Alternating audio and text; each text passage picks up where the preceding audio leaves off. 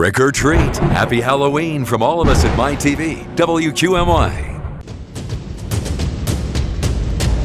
Welcome back for Week 9 of high school football here on MyTV, WQMY. I'm Amanda Kuhl from Fox 56 Sports. Tonight is more than a Friday night football game in Berwick. We have a storied rivalry between two Wyoming Valley Conference teams and a coach that has done what no other high school coach in Pennsylvania ever has.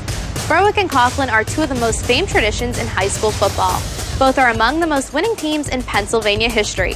Berwick checks in with 782 wins and Coughlin with 642. 2 weeks ago, Coach Curry became the first coach in PIAA high school football history to win 400 games at one school after his victory over Williamsport. And tonight may be his last home game. Which leads us to the real question. How long does Coach Curry have left on the sidelines? No matter what, Coach Curry will be out there doing what he's done for nearly 50 years, focusing on the fundamentals. I'll be back in the studio at halftime for a look at next week's high school game and this weekend's college football schedule. Bob, John, and Aaron are in Berwick for what could be Coach George Curry's last home game at Crispin Field. Wilkes-Barre Coughlin is closing in on a district playoff berth for the first time since 2008. The Crusaders feel they have what it takes with a powerful senior class. It's going the way we thought it would. We got a great bunch of senior kids that have been playing hard week in and week out, and the young kids that are filling in are responding. Berwick wants nothing more than to win a district title in the coaches last season. The Bulldogs have that winning swagger once again. We don't let people intimidate us, you know. We have a very experienced defense, and I just like the way we fly around and have fun out there. The winner of this game could be the top seed in the playoffs. It's Coughlin and Berwick. Yes. 6 foot 5 and he's going to reach for the end up. He gets in, one guy to score. Switches hands, and see you later. He is hit. Fox 56 Sports presents the rivalry of the week on MyTV WQMY.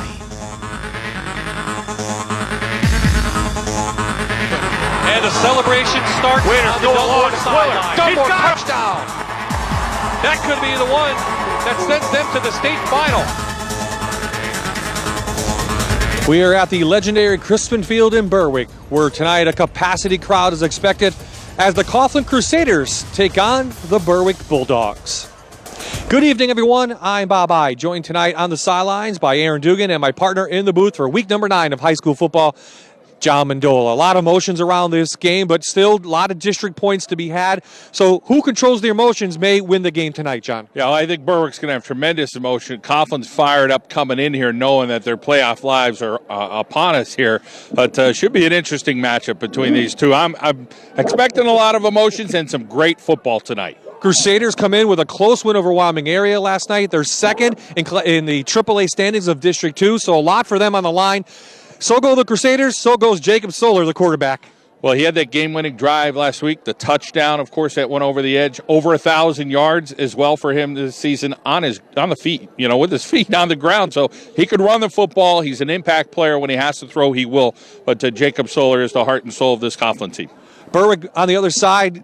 Big win last week over Pittston area. They shut out them 27-0. They use a lot of running backs on offense. Anthony Cicini has had a big game and a big one last week. Yeah, he stepped up 114 yards on the ground against the Patriots. He can play some defense as well, but definitely a weapon here for the Bulldogs. Great weather once again for week number 9 of high school football. Will it remain that way? Let's over now to Josh Odell with tonight's weather. Good evening, Bob. As Coughlin takes on Berwick here at Crispin Field, I have some good news and maybe some not so good news. The good news is that it's not raining or snowing. The not so good news is the fact that it will be kind of cold tonight. Temperatures running in the low and mid 40s. Certainly probably a decent line at the hot chocolate stand over the next couple of hours. I do have a little bit of rain in the weekend forecast, and that is coming up tonight on the Fox 56 News first at 10. For now, Bob, we'll send it back to you. Thank you, Josh. The theme tonight, Curry Strong.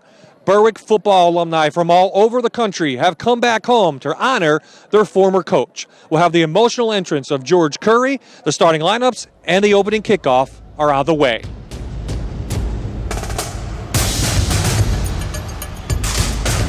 This is a Fox 56 sports presentation of high school football on MyTV WQMY.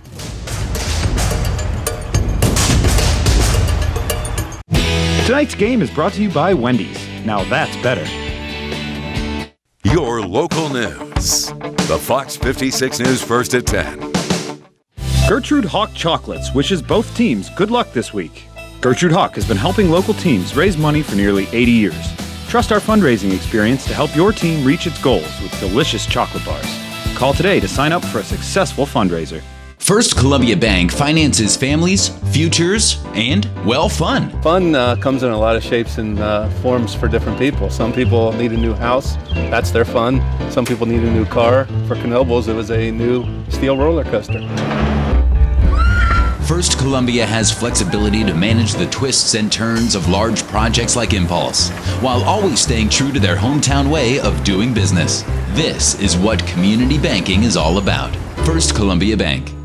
Gertrude Hawk Chocolates wishes both teams good luck this week. Gertrude Hawk has been helping local teams raise money for nearly 80 years. Trust our fundraising experience to help your team reach its goals with delicious chocolate bars. Call today to sign up for a successful fundraiser. We are back in Berwick in the key Wyoming Valley Conference showdown between the Coughlin Crusaders and the Berwick Bulldogs. Very emotional entrance from Coach George Curry. To give us more on that, let's go down to Aaron. Well, Bob, it was quite the event on the field behind me just a few moments ago, really. Just about 200 Berwick football alumni helping and greeting Coach Curry to come out onto the field for his very last home game. A lot of emotional tears, hugs. Coach Curry thanking everyone for his encouraging words. Definitely had some tears in his eyes, coming down and leading some cheers with some of the guys that he's coached over the years. We'll be talking to some other Berwick alumni throughout the game from here on the field. We'll also hear some video messages from some Berwick alumni that have gone on to do some great things. Just going to be overall a very special and emotional night, guys. And John, very emotional for us. There you saw Ron Paulus, first man to greet him. Of course, he's at Notre Dame right now, won a state title. It's an honor for us. We've known George Curry, both of us, for over 25, 30 years, so it's an honor for us to be here. And, boy, what a great turnout from the alumni, former football players here. He remembers everything about somebody. Yep. You know, hey, I remember that play back in 82 or 93. I mean, he brings up stories, and, you know, I'm sure he greeted those guys, and he said something about, I remember that 6-yard run, or I remember that touchdown. Just that kind of guy. Coach is experiencing some health issues, as you can tell from the way he stands. We won't go into details for that, but right now this is his last regular season home game as the coach of the Berwick Bulldogs. He's been here 39 years, 46 overall, was at Lake Lehman at Valley West, of course, and you know, it's the old ball coach, an end of an era. I mean, it's very emotional, again. Absolutely. I mean, what he did in the 90s with the Berwick Bulldogs, of course, what he's done in his career here at Berwick and ignited a community, and everybody lives for football. I mean, as the shirts say, they eat this stuff up, and they've been eating it up for a long time and still here in 2015. Somebody mentioned Coach Curry is Mr. Friday Night, and he'll always be that. We'll have some guests up here in the booth, including Bo Orlando, who was on a championship team in 1988, and Dave Robbins, who was the quarterback in 1997. We have old video to show you as well. But on the field, we have a big game tonight, especially for district points and in the Wyoming Valley Conference. Berwick won the toss. They have deferred. We'll see that Coughlin offense up first. We're underway at Crispin Field.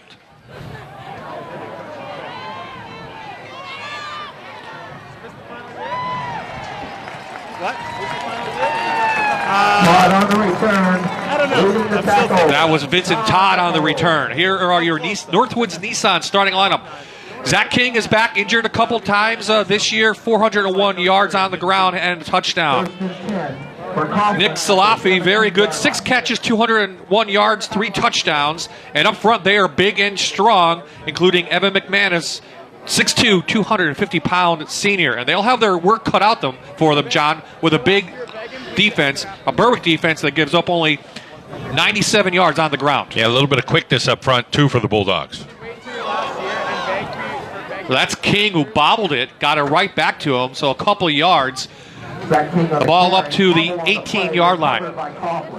Well, Coughlin's offense, we'll see if Jacob Solar could get them going. I mean, he keeps the ball an awful lot. They'll have that lead back kind of go for him and see what he could do. But Ryan Solt up front tried to get his team fired up in pregame today, and he is a highly touted junior on this offensive line as well. Coughlin comes in, averaging 29 points per game. They are all run 278 yards on the ground per game, just 49 through the air. Solar's the main guy. Here he's first rush, and he has a first down for Coughlin up past the 30 to the 31. Freshman fullback came in and did a great job there. Javron Young, 5'9", 240 pounds. Northwoods Nissan Berwick starting line. Sean McCole, boy, he likes those little nose guards, does Coach Curry. 5'8", just 190 pounds. He's a senior. Linebackers very quick. Randy Miller, 25 tackles on the year, and the secondary is very good, including Justin Kroschik, a junior, 21 tackles and an interception for him. So Coughlin picks up that initial first down, John, and again, they have to go through the emotions as well. Oh, absolutely. Solar looks to pass, throws it out of bounds. We tried getting Hostovic over there towards the sidelines, but overthrown as Solar tried to see if he could capture that corner and get around the edge. Solar just 16 completions on the year for Cyril Cinti's team. 413 yards, 7 touchdowns, but does have 5 interceptions. His longest pass play of the year was 72 yards. It is a running offense. You know, he's not going to throw that often. He does have an arm on him. Can get it to some receivers when he's called upon. He's a big kid, 6'4", 210 is Solar.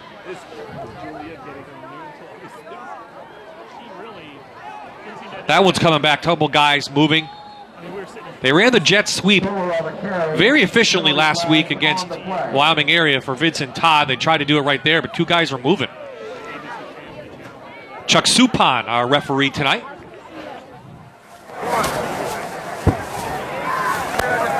Okay, that's going to be declined. I have an illegal shift on the offense. That'll be refused. So that goes decline. Here you see it again. Well, 2 guys again in motion, so no yards. Let's just let it go right now. Half a yard they gave him. So a big third down on the way and long. Typically, John, this is a throwing down for most teams, but I would think for Coughlin, they may run it here with a quarterback sneak. Yeah, I mean, they got the freshman fullback in there again, so maybe they'll try to lead with him. And Berwick, I think, is going to be loaded for bear to stop the run. Berwick, third best defense in the conference this year. Solar going downfield into double coverage, has it intercepted at the 48 of Berwick. And that looks like that's Cicini.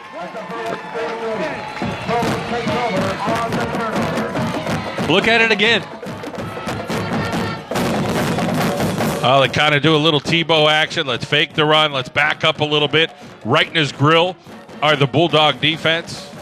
And then an interception as the Bulldogs come down with it. And it looked like it might have been Cicini or Groshek over there. Looked like 24 Groshek, yep.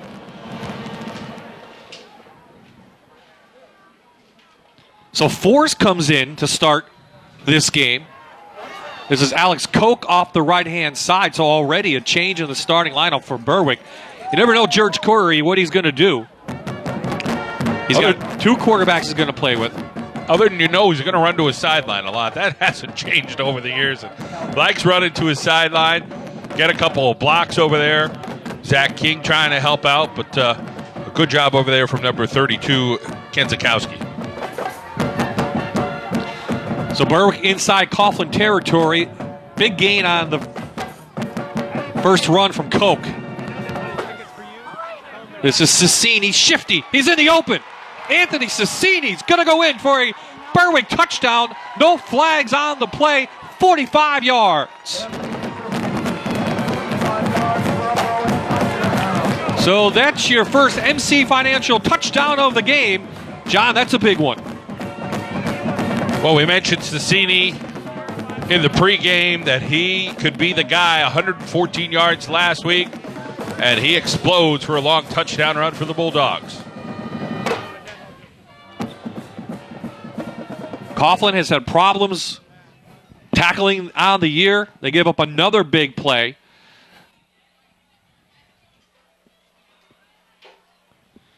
Justin DiVillario in for the extra point. It's up and it's good. 9:26 left in the first quarter. The Bulldogs strike first. That guy right there has them up 7-0.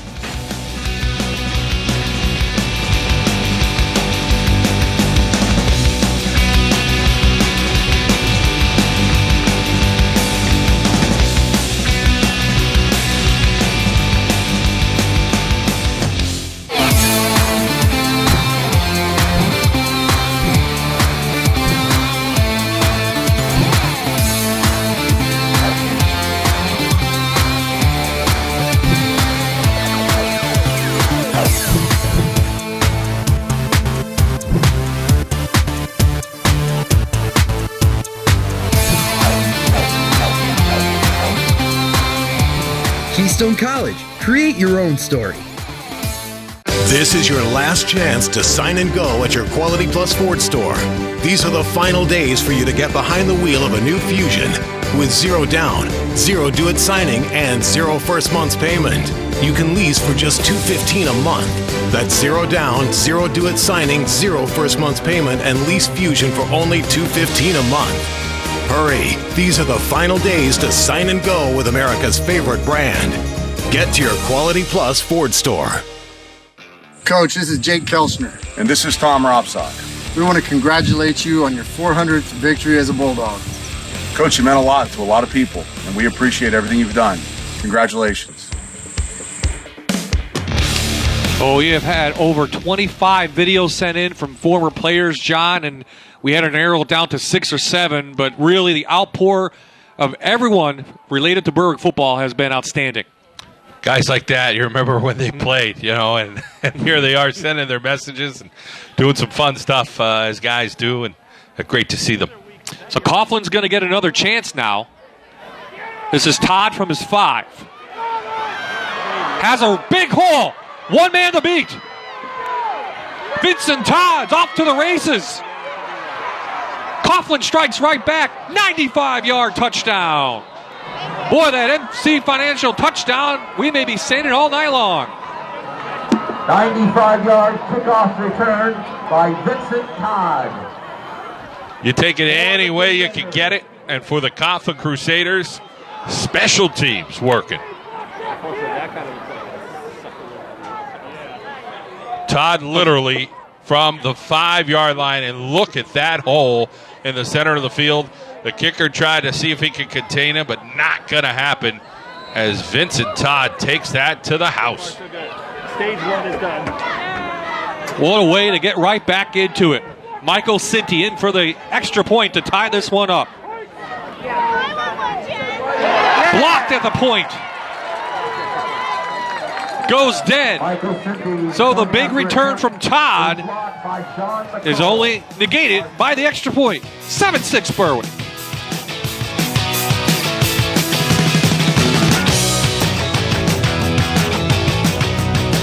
This is a Fox 56 sports presentation of high school football on MyTV WQMY. I've made my choice. MC Financial Credit Union. Make your choice, MC Financial Credit Union, for banking, checking, saving, loans, and retirement planning. I've made my choice. I've made my choice. I've made my choice. MC Financial Credit Union. MC Financial Credit Union, the right choice. In Riverside, Danville, Bloomsburg, Lewisburg, and Evangelical Community Hospital. Go to mcfcu.org. Winter is coming fast. Don't get stuck on roads like this. Beat Mother Nature to the punch. Get to Northwoods Nissan to see our full line of four-wheel drive vehicles, like the Rogue, a compact SUV, the very popular Frontier truck, the all-new all-wheel drive Murano, or the next-generation SUV, the Pathfinder. Start your four-wheel drive shopping at northwoodsnissan.com. Northwoods Nissan, worth your trip to the Sealands Grove Strip. Independence Ford celebrating their 30th year anniversary. We're celebrating by having our biggest sale in 30 years. Stop in and see our incredible offers on our inventory of over 300 new and used vehicles. Visit us online at independenceford.com. I'm not sure, John, if a shootout benefits one team or the other, but you would think if it's close as Berwick, if it's a shootout, Coughlin has a chance. So already 7-6. Take it any way you get it. Yeah, I mean, the Crusaders working the special teams. Berwick's defense is pretty stingy, so you get a touchdown that way. Now let's see what you can do defensively if you're the Coughlin Crusaders after Berwick had a big run. Coughlin hasn't beaten Berwick since 2006 when Gary Campbell was the coach. They haven't beaten a George Curry team since 1982. Cicini up. Yes, 1982 since they beat George Curry. And you saw Ryan Solt,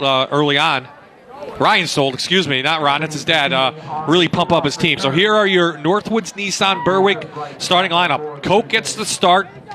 He 278 yards and 3 touchdowns. Luke Fisher, wide receiver, 6 catches, 122 yards, 2 touchdowns. Up front, big and strong, still a little young, but Zach Beckley on the outside, a senior, all Wyoming Valley Conference, 6'3", 280. We had Marshman down as the starter, but it's actually Mike Force who gets in, so a little bit of change at quarterback. We'll talk about that in a second. Here's Coke. Good gain, up to the 44. Coke and the Berwick Bulldog offensive line. Grabbing 4.5 on that. 2nd and 5 from the Berwick 44. Here you see, pulling both guys as they have done for years, and then the Crusaders getting in and making a tackle before too much damage is done, like on that last drive. Berwick's offense comes in averaging 24 points per game, 201 yards on the ground, just 57 through the air. Quarterbacks have been sacked 18 times, though. Cicini with room. Cicini almost got through up to the Coughlin 41. Oh, how much has changed. Not too much here in Berwick country. A little shift action from the Bulldogs as they've done.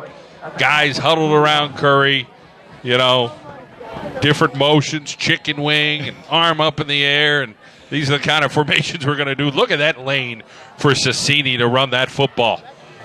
One guy missed for the Crusaders. You mentioned that earlier, Bobby. Got to be able to wrap up.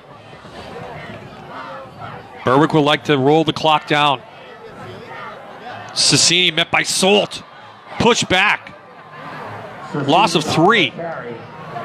Wrapped up at the line of scrimmage by Ryan Solt, number 50. Ryan Solt got to keep his emotions in check. Chuck Suppan had that meeting before the game. Guys, got to be under control. We're not going to fool around here. Of course, they say that at every game. Yeah. Make sure everybody does the right thing.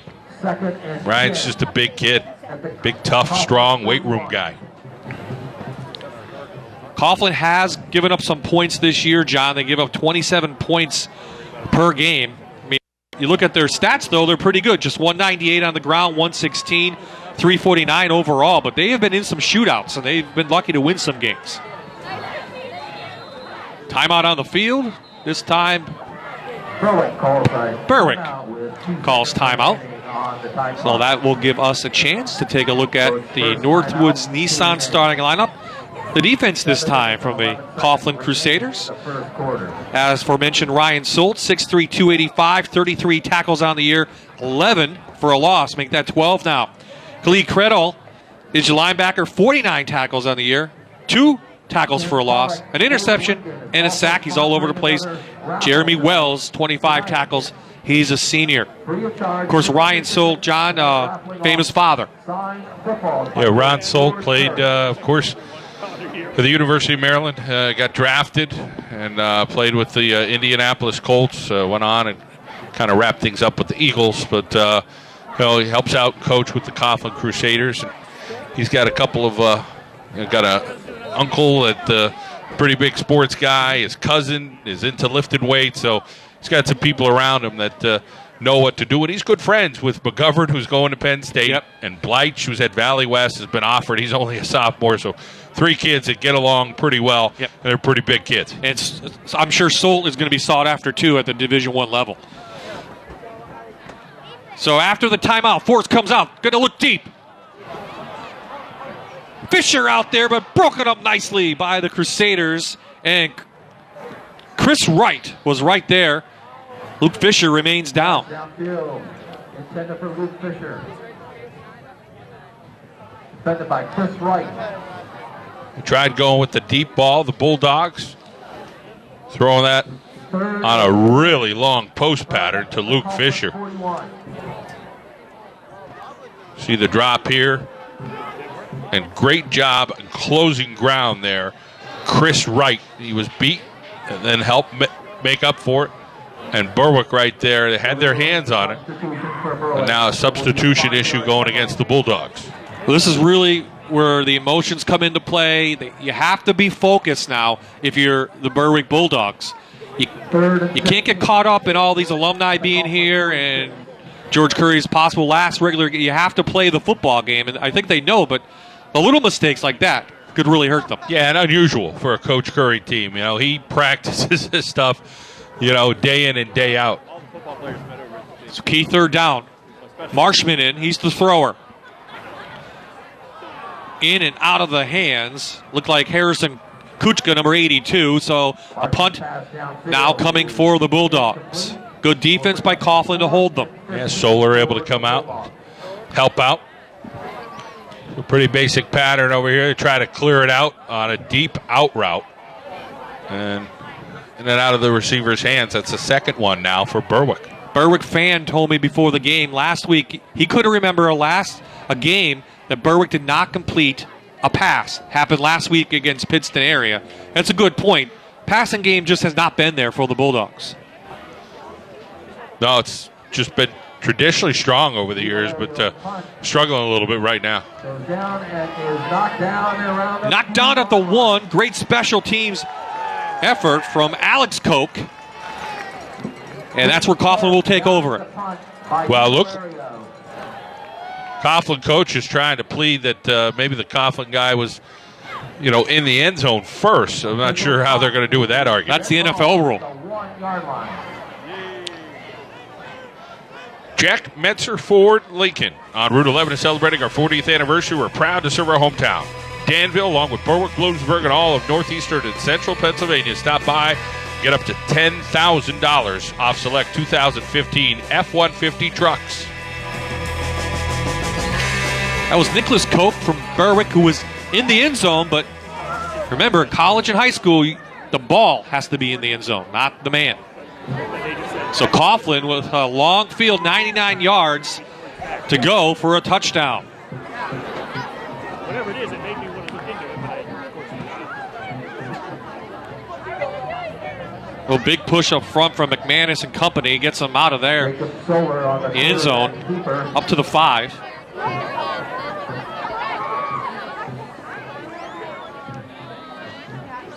Moves the ball out to the 4-yard line. That's the thing for the Crusaders with that big O-line, you know, tight splits. And just kind of forge ahead. Maybe you can get out of here and get some first downs with Solar right behind you. Neither team in a hurry. Not worried about time of possession. Really, they want to get the clock to roll down. So into the I formation, Coughlin goes. King with a nice hole. King a first down up to the 16. Shifty run from Zach King.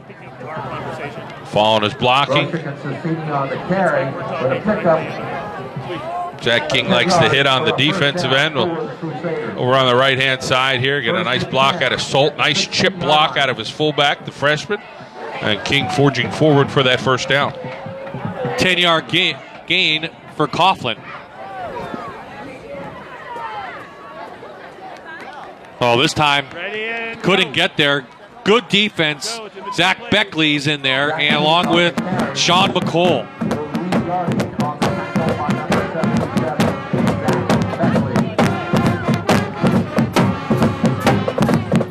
So Well, here are your impact players. John, take the whole offensive line because they're going to have tough times with McCullough and McMillan. Yeah, and the Berwick Bulldogs are fast. So it's size versus speed. See who wins out. And I think we've had a little mix so far as to who's making plays. A couple of nice gains for the Crusaders, but Berwick will fly around the football. You want to watch their huddle, and when they start to come front, that's when you would get them out of there. Young, the fullback, pushing up for just a couple, so 3rd and long on the way for the Crusaders. Well, one thing we thought we would see would be a lot of Jacob Solar running the football. We've seen a little distribution here. So they decided to go just with Young over on that right-hand side, seeing if he could run through a few people, but didn't have much of a chance. They got him as soon as he hit the line. Dallas had success against this Berwick defense, running it straight up, and that looks like what Cyril Cinti's team wants to do. Last week it was the jet sweep with Todd. They haven't run that yet. Yeah, Berwick with a different front, so, we'll see if that comes into factor. Now Berwick's just loading up. Fumble, Solar lost it, gets it right back, though. 4th down coming up at the 16, so the defense from Berwick holds. And they should get good field position out of this one more time. That's a big recovery from Solar, too. Yeah, something you don't want. Again, there's some guys that are quick up front, so not what you want to do, especially in Bulldog territory. Looked like Berwick had a chance at that ball. As Dovic, punter, off the side of his foot, gets a big bounce for Coughlin, though. And Berwick will take over. Good field position at their own 48.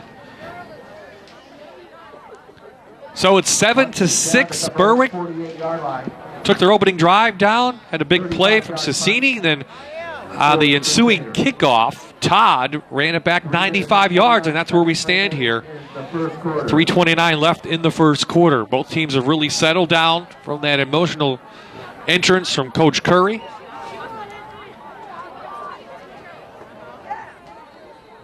Coughlin probably feels, John, that they're right in this game. Yeah, I mean, hey, look at the scoreboard. That's the first element, but now let's see a little buckle down on your defense. Force is the quarterback now. Huge hit. Wow. Go ahead, John. What was that? That was a baboomski. Zach Kenzakowski. On the carry. Tackle by number 32, Zach Kenzakowski. Well, look at the read right here. Kenzakowski just comes straight up. Helmet to helmet. That's a oucher. Coke has been banged up, but I have a bell ringer there.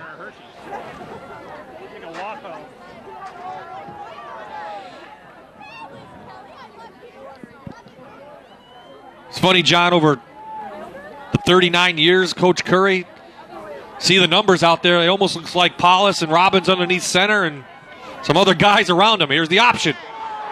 Force a big run up to the Coughlin 40-yard line. 12 yards for Mike Force. Coach Curry still sees things. Of course, Berwick, as you mentioned, Bob, going to try to find that passing game as one of the Honda keys to the game. See what they could do to mix it up, get some stuff going there. The adjustments that Coach Curry makes all the time. He's able to see things. He's got some good coaches around him over the years, but George always has an eye himself. Cicini trying to cut through. Kenzakowski holds on, but good, nice pickup of 4 yards to about the 35-yard line. Cicini came up a little odd on that one. See if he could get the limp out.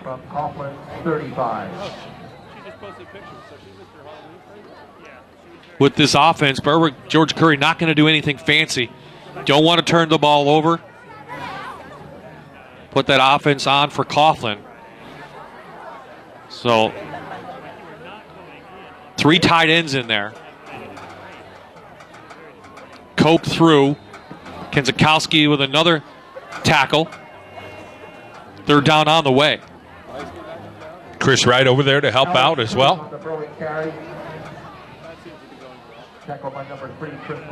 Again, you scout the Bulldogs. What are the percentages they run to their sideline? Pretty darn high. Yeah. So, I mean, that's something you got to think about. But every coach always says, well, we got to stay honest back home. Sometimes you got to sell out and load up a little bit. Yeah, not much has changed over the years for Coach Curry. All comes down to execution. So here's a 3rd and short. Force shedding people, loses it out of bounds, but he's going to be close to a first down near the 30. Depends on the mark. Force on the keeper, but a holding penalty against the Bulldogs. Coughlin's going to end up backing him up. Now, Eddie Michaels coached at Wyoming Valley West for a number of years, defensive coordinator for the Coughlin Crusaders. You see the different look. They only had 2 guys down. The ends are kind of more stand-up. They have a hold on this play, and that's going to send the Bulldogs back. So bodies flying around, that's for sure. So physical game. 3rd and 18. So a 3rd and long now, just where Coughlin wants them. You want Berwick to try to pass. They have not had success with that.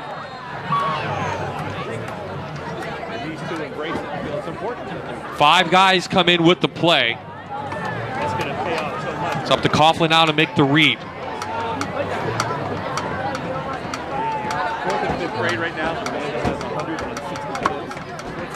Force looking, only one man out, and that's Kuchka, and knocked away. Double team down there, almost making a big play was Jeremy Wells, John. So 4th down and off. Berwick will punt.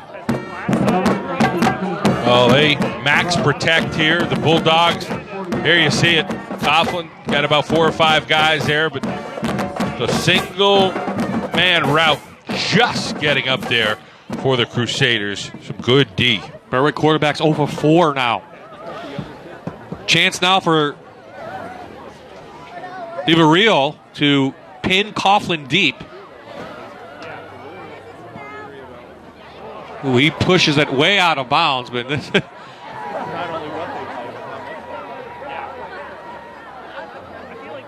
marked at the 33, so a 15-yard punt. Coughlin will take over.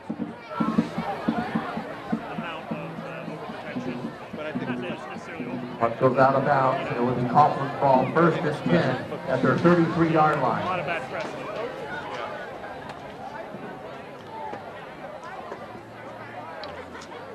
So Berwick, of course, 6-time state champions in Class AAA.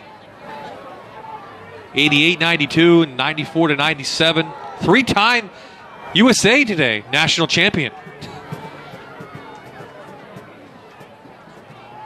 But these days, Berwick's a little bit different team as Solar tries to take it himself, but there's that little guy again, McCall, shooting it. A nice job up front from the Berwick defensive line. Solar looking around, see what he can find. But at the bottom, Stone Force holding on to those ankles of Jacob Solar, the big quarterback. Time winds down. The first quarter is about to come to a close, and it's been a good one here so far at Crispin Field in Berwick. The hometown Bulldogs lead by 1.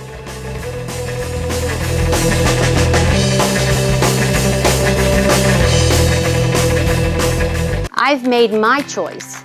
MC Financial Credit Union. Make your choice, MC Financial Credit Union, for banking, checking, saving, loans, and retirement planning. I've made my choice. I've made my choice. I've made my choice. MC Financial Credit Union. MC Financial Credit Union, the right choice. In Riverside, Danville, Bloomsburg, Lewisburg, and Evangelical Community Hospital. Go to mcfcu.org. Hi, I'm Ron Paulus. I played for Berwick High School and Coach Curry from 1990 to 1992. Some of the best football playing days of my career. Coach Curry is an incredible teacher, leader, mentor, and friend. Congratulations, Coach Curry, on your 400th win at Berwick. It's been an incredible career.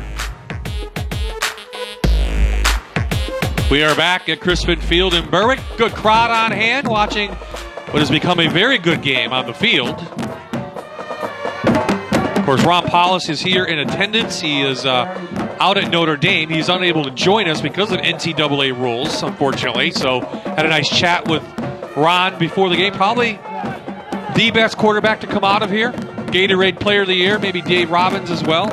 Yeah, there's been some great ones. Poor Orlando wasn't too bad either. No, he wasn't either. That pretty dynamic athlete, Bo, and of course what he was able to do in the NFL. Had a nice career. See if Bo comes up. We asked him to come up for the second quarter. See if he remembered. Right in the field, Coughlin. Here's that jet sweep fake. Solar with room. Flag comes in. This may be coming back. Solar inside Berwick territory, but again, they're going to rule it a fumble on the field, I believe. Had insult to injury on that one because they're Coughlin upset about a hold possibly, and now maybe a fumble.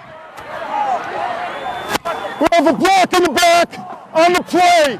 That'll be the refused first down. Take a look at this again. John Solar coughed it up. Oh, the fake by Solar. Zach King coming around. And you see Solar get some room. I didn't see the block in the back there. And then at the end, he looked like he was down, and they call a fumble. So rough couple of events there for the Coughlin Crusaders. Berwick gets the break. Coke up the middle inside Coughlin territory.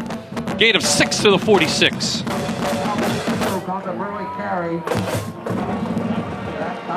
Play with a lot of heart. Alex Koch was 5'9", 180 pounds or so. Got 278 on the ground this year. One thing, Berwick has had great field position to begin some drives tonight. They've only taken advantage one time. Koch ripped. Big hit by Kenzakowski. Also Malik Diop in there.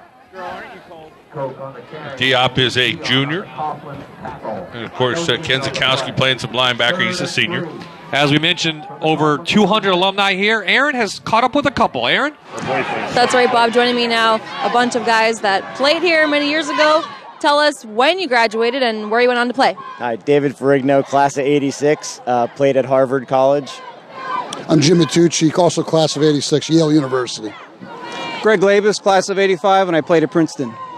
Dave Campbell, class of 87, University of Pennsylvania. Gary Campbell, class of 91, Johns Hopkins.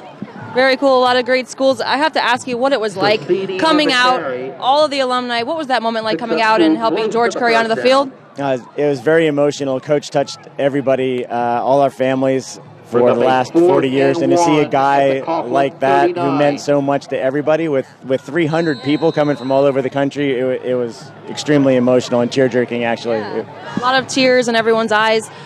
Before the game, there was a big party for all the alumni to get together. How many people were there and what was going on over there? Well, it was I think about 350 people. We figured out it's probably more than a third of the guys who played for George in the last 45 years. It's amazing. There's a lot of people we haven't seen in 30 years. It's been an amazing experience.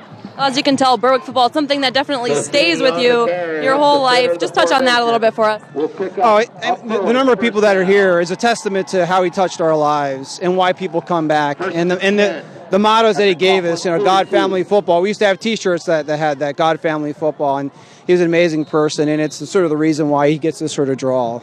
He's just an amazing person. It's a bittersweet to see him now. It's not the same coach that we had, but it is a pleasure to get back here and see him now. All right, well, great to have you guys back, and enjoy the rest of your night. Okay, back to you guys. Thank you, Aaron. A lot of tears going down the line, and a lot of emotion. So Marshman over the middle trying to hit. Let's see what they're going to call. Incomplete, they call. Pass is incomplete. So again, Berwick having trouble with that passing game. Just amazed, people always say, hey, Berwick, football guys, football players. How about student athletes? and the schools that those alum went to. Top notch, the best in the country, absolutely, without a doubt. But here's the play, and it does hit the turf, so no interception, incompletion there. Berwick did make it on a key 4th down, so it's 2nd down here. Berwick in Coughlin territory one more time. They're going to go to the air again. Marshman looking deep. He's got a guy. Kutka kept caught at the 5. They connect on one. Harrison Kutka, the junior, 37 yards. Jared Marshman, considered an incredible basketball player, one of the best athletes on that team. Now, football-wise, he could heave-ho. And Coughlin almost caught up to it again in that secondary. Their athletes trying to make plays as well as not able to do it. And then, as Bob mentioned, nice job from Harrison Kuchka on the completion inside that 5-yard line. Berwick inside the Gertrude Hawk red zone. 1st and goal. Sassini just short at the 2. The big play, something Berwick has done for many, many years. Always seems to be a big pass play. There's a pass play for you that's working, and now we'll try to see if they can punch it in with a couple of runs.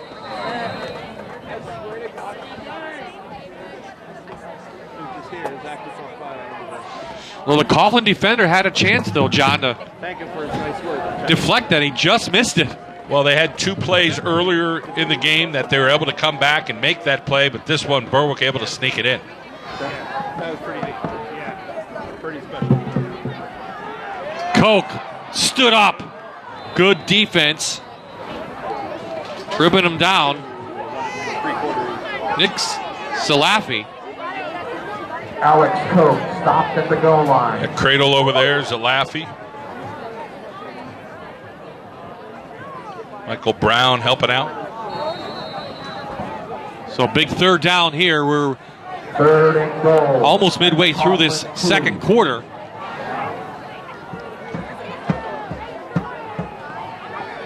Berwick trying to cap a drive, extend their lead.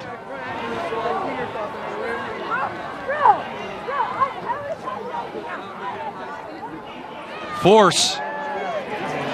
The push, he's in, they're going to give it to him. Touchdown, Berwick.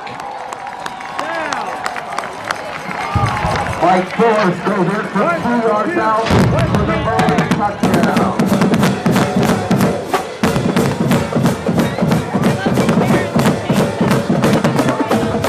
It's a MC Financial touchdown for the Bulldogs. They started the drive at their own 47. It took 7 plays, and they cap it off with a big touchdown.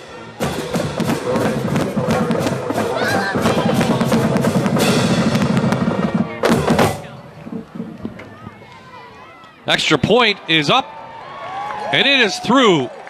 So the Bulldogs extend their lead now. It's 8 points over the Coughlin Crusaders.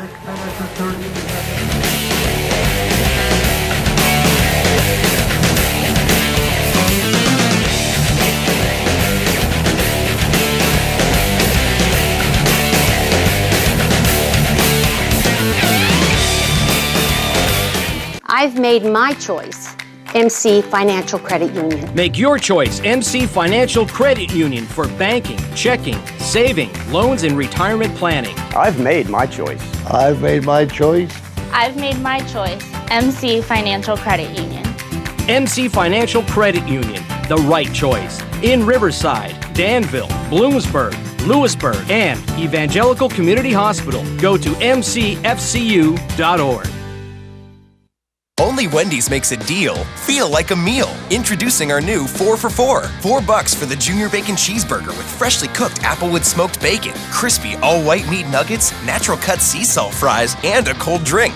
That's right, $4 for a Junior Bacon Cheeseburger. Nuggets, fries, and a drink. That's one beefy, cheesy, sizzling, crispy, golden, icy deal.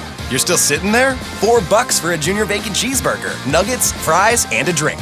Get more. Get 4 for $4 now at Wendy's. The all-new Ford F-150 has a high-strength, military-grade aluminum alloy body and a 5-star NHTSA crash rating. Bet you didn't see that coming. This is the Ford F-150, and this changes everything. These are the final days to get an F-150 with 0% financing for 60 months or up to $10,029 in total savings at your Quality Plus Ford store.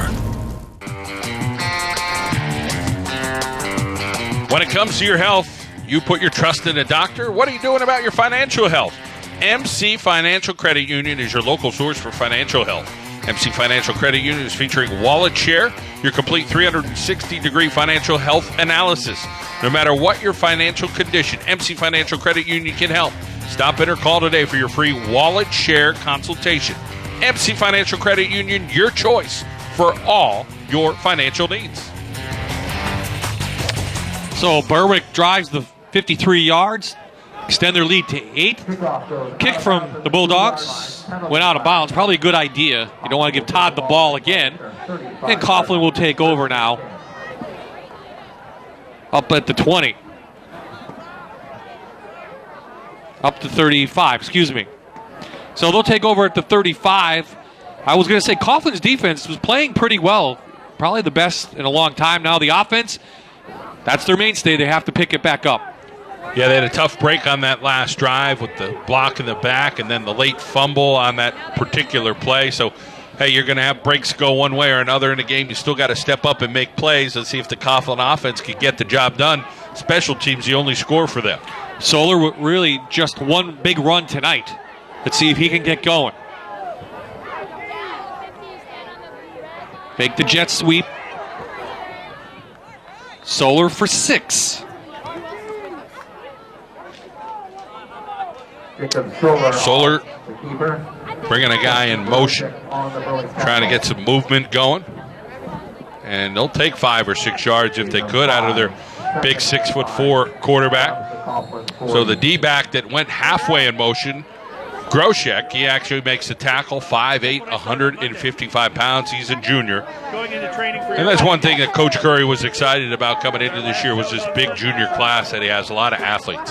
Monday starts my training. I don't know.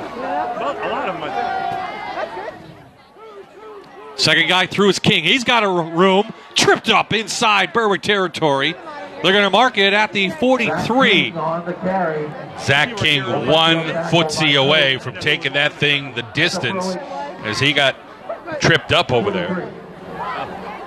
17 yards on that, John. Honda key to the game. Got to keep it close. Yep, 1 touchdown is about as far as you want to stay apart from Berwick. 1 point away is a little better. A tie game, would help. But right now, they're looking at the other end of a touchdown and possibly a 2-point conversion to tie it up. First things first, just get some first downs and move the football. Mitch was a senior on the Disney year. Move the chains right here. Let's see. This is 16, 12. He was 8, so she graduated high school at 7. Solar wrapped up quickly by the interior defense of Berwick. Kyle Pierce on the bottom. On the Berwick tackle. Loss of 2. So that Coughlin offensive line, they are big. Berwick's got 5 guys up there. You got to be able to block them. Got to keep moving your feet. And the Berwick defensive front, they're no slouches. Guy hurt for Berwick, a Berwick Bulldog player down on the ground. Looks like it might be Kyle McMillan holding his knee.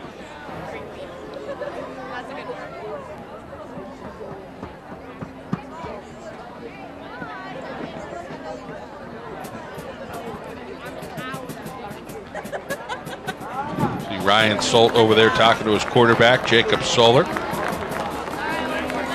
Kyle Roberts gets up. That was Kyle Roberts, number 99. Roberts, one of the student athletes here for the Berwick Bulldogs. Coach Curry was excited about as well. 6'1", 220 pounds, has 16 tackles coming in and a sack into week 9. Loss of 3 on the last play. Second down and long.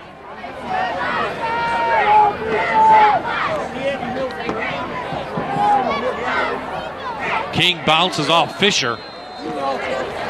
Couple yards back to the original line of scrimmage. Third down on the way for the Crusaders. Berwick Bulldogs flying around defensively and making some tackles. Kyle Pierce, one of those guys, 6'1", 260 pounds. Seen a lot of number 70s in on those tackles. From the Berwick 43. 2 minutes, but we're going to have time on Coughlin's doing to get around back. Probably going to take off there. So Solar gets the play, over 1,000 yards rushing on the season.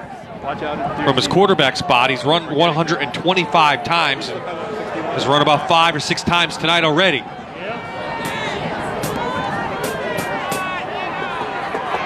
Solar had a guy, couldn't find him. Comes right back to him. Nice catch by Zalafi. Pickup of about 9, and fourth down on the way. Are they going to give it to him or not? Incomplete. Is it incomplete, John? Incomplete. Incomplete over there. Thank you. Yeah, go. Well, flying in there, Alex Koch. So a great job to kind of get the defensive end between King and the freshman fullback. Fireball there, but Alex Koch rifled in over there and knocked that out. So fourth down on the way. Coughlin decides to kick it back to the Bulldogs. Standing at his 40-yard line to punt. That's Dovic. Where are you, Wyatt? Sends it down. Great catch by Evan Klinger. And Berwick will have the ball close to their 20-yard line. Here's what Berwick has done on the season, opening with a big win over Crestwood. A couple shutouts in there. Selinsgrove, the big test on the year. Yeah, Selinsgrove's a great football team. They beat Jersey Shore last week.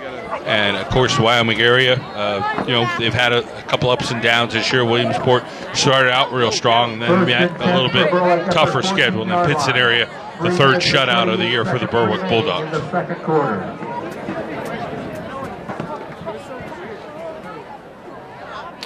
So Jared Marshman is the QB right now. He's a sophomore, 208 pounds. Sassini off the right side, cuts through up to the 22. Sassini, I just keep giving him the ball the way he looks. He's running very comfortably. Anthony Sassini on the Berwick carry. Jeremy Wells on the tackle for Coughlin. Let's look at these guys up front for the Berwick Bulldogs. They double team Salt, tie him up, and then Solar comes over, misses that tackle, and then gets into the secondary a little bit more. Talked about him in pregame. Big game a week ago, over 100 yards, and you can see why.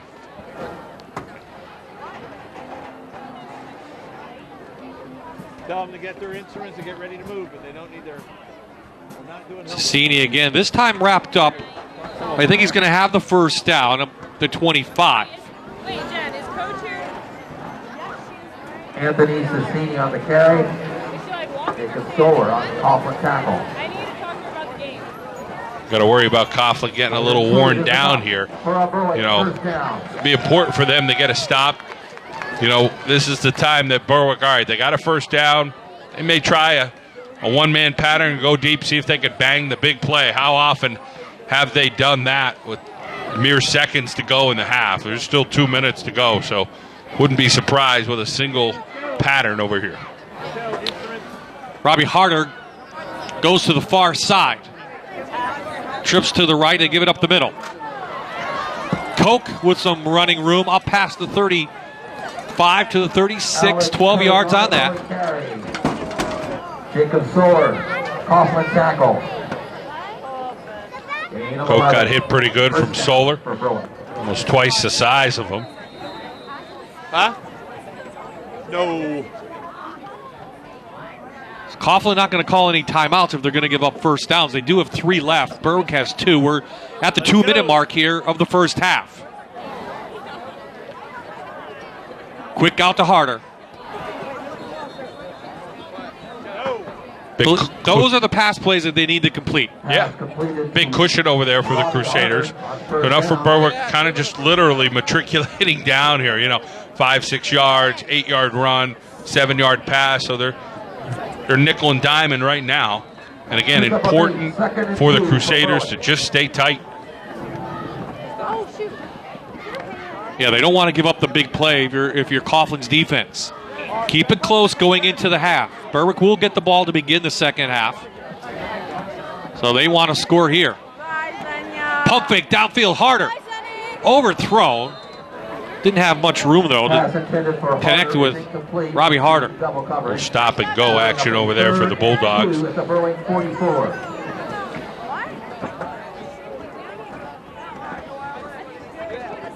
Keeping Solar in the middle of the field. See the heat coming from Ken Zakowski. Good pickup up there. I think that was Struther who picked him up.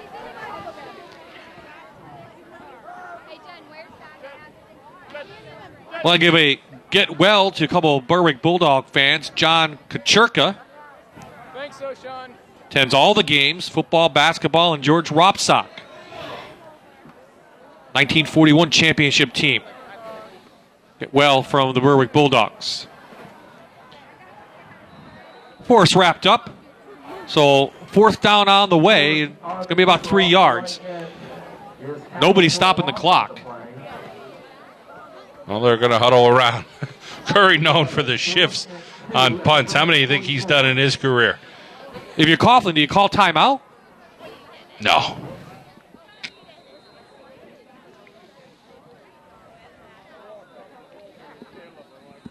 Somebody did. Coughlin called timeout. Timeout on the field with 1:15 remaining in the second quarter. Timeout called by Coughlin, their first. They have 2 remaining in the half. So maybe the timeout is to settle them down in case there is a fake or something shifty going on. That may settle them in. So here's what's Coughlin done. And I know, talking to the Crusaders, they were not happy with that loss to begin the season. They went on a little winning streak.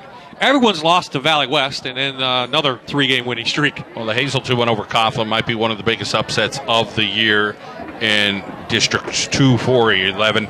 Nobody saw that coming.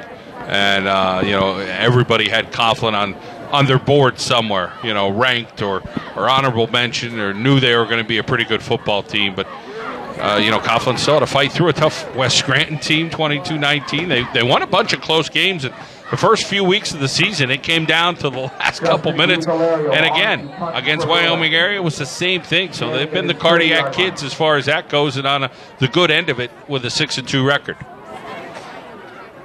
So Di Valerio in flags all over the place. He won't get this one underway. Coughlin trying to make the district playoffs for the first time since 2008. They've had a nice run of Eastern Conference playoffs and have done well, but districts can't seem to find it. No, Eastern Conference has been the staple for them. But yeah, they'd like to get into those district playoffs and see if they can make some noise.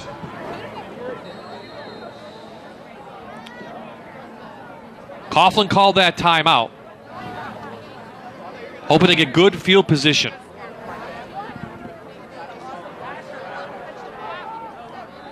Decent field position at the 26 to start a drive with 1:08 left.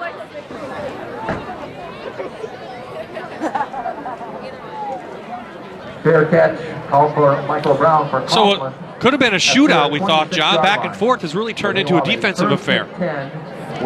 Yeah, the Crusaders need to be smart with the football here with that 1:08 left.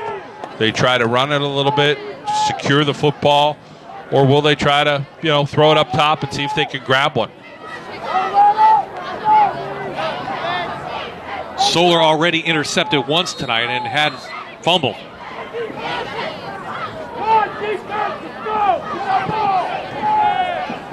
So we've settled in here after an emotional beginning for this last game for George Curry here at Crispin Field in the regular season, at least. Playoffs to be determined. Here's Solar, and everyone kind of saw him, but Solar caught by Koch before he could get out to the open. He's up to the 39. Very explosive Jacob Solar. See the kind of runs he could do, and of course, nice effort over there on Berwick's end to wrap it up and making the tackle. Nicholas Koch. Comes the blitz. Big hit put on Solar as Cassini came up and whacked him. Timeout called by the Crusaders. Crochet on the Berwick tackle. Timeout on the field for Coughlin. That was a pretty big collision here. Solar looking that way, then runs into Groshek, and then 3-4 guys coming in to help make sure Solar's down. The heck of a collision between Solt and Stone Force in the center of the field. Not a planned run. He had 4 guys going out, gave him a quick look, and took off. Yep. Yeah, I mean, he's looking for the right lane and see what he can find and seeing how that defense is closing in on him. Just no confidence in that passing game. No. On either side, really. Right. Berwick had that one big play. Another short pass, but that's been it. Coughlin, same thing.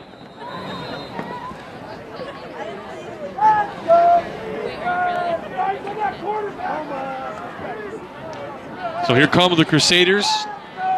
They average 29 points per game.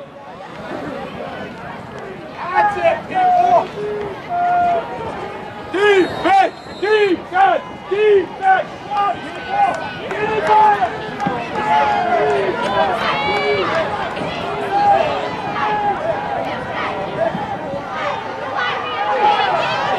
Downfield, in between 2 Berwick players. Trying to hit a little seam pattern. Goes incomplete. Pass downfield intended for Michael Brown. Incomplete. Defended by Cassini and... Well, Michael Brown's eyes went right towards the backside D-back. See it right there? From the Coughlin. He didn't want to get laid out. That post pattern just needed to be a little quicker. He was open for a half a second before that, but there was just a tight window there. Needed somebody to almost occupy that backside D-back. Coughlin now just wants to pick up that first down.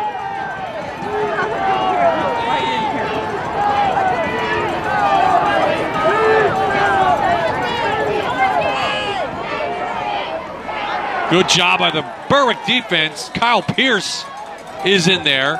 4th down on the way. Let's see if Coach Curry now wants to call timeout. Tackle at the line of scrimmage by number 74, Kyle Pierce. Well, they wrapped King up. Kyle Pierce did. Zach King wanted to try to keep going. Thought he spun around and wasn't down. At the 46.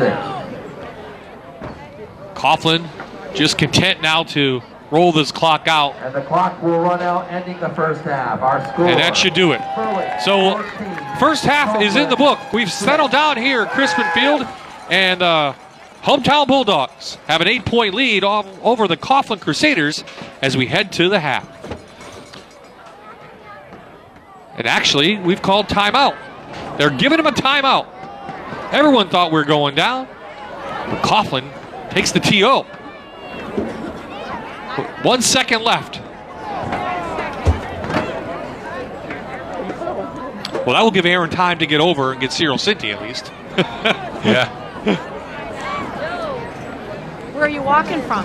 So, again, Berwick gets the ball Where are you walking in the beginning of the 3rd quarter. Coming up at the half, we'll hear from Amanda Kuhl. A little preview of next week's game between Riverside and Dunmore. Aaron has a special guest from MC Financial, and we will recap this first half. Well, I'm just going to stand. But are you going from here, or are you coming from over there? I'll be going out this way. Oh, you're going that way? But I'm going to go over there. So on 4th down, Coughlin comes out, going to run a play. Trips to the right.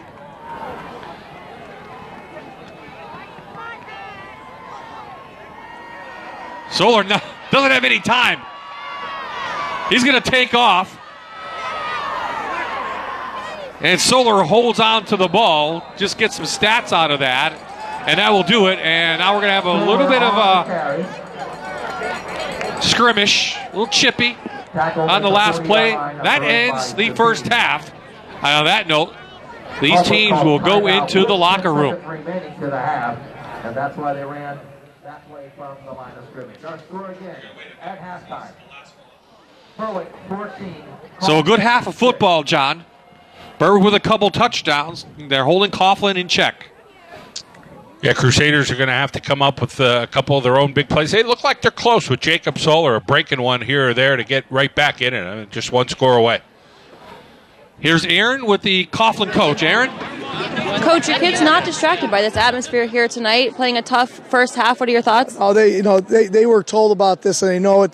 There's a resilient bunch of seniors, and our team's done this all year, so we're not phased. It's just a matter, got to make some more plays on the field. Now that you've seen what Berwick's offense has to offer, what do you have to do to shut them down in the second half? Well, we got to, defensively, we have to make plays when we can, meaning we had 2 chances for interceptions and we didn't make the play. So I think it's just a matter of adjusting and making plays. That's it. Coach, thank you. Thank you. All right, Bob.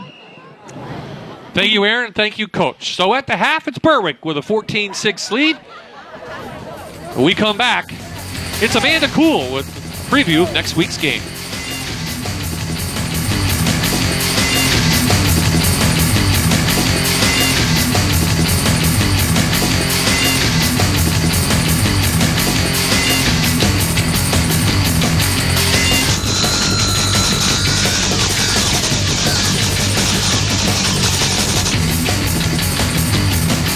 This is a Fox 56 sports presentation of high school football on MyTV WQMY.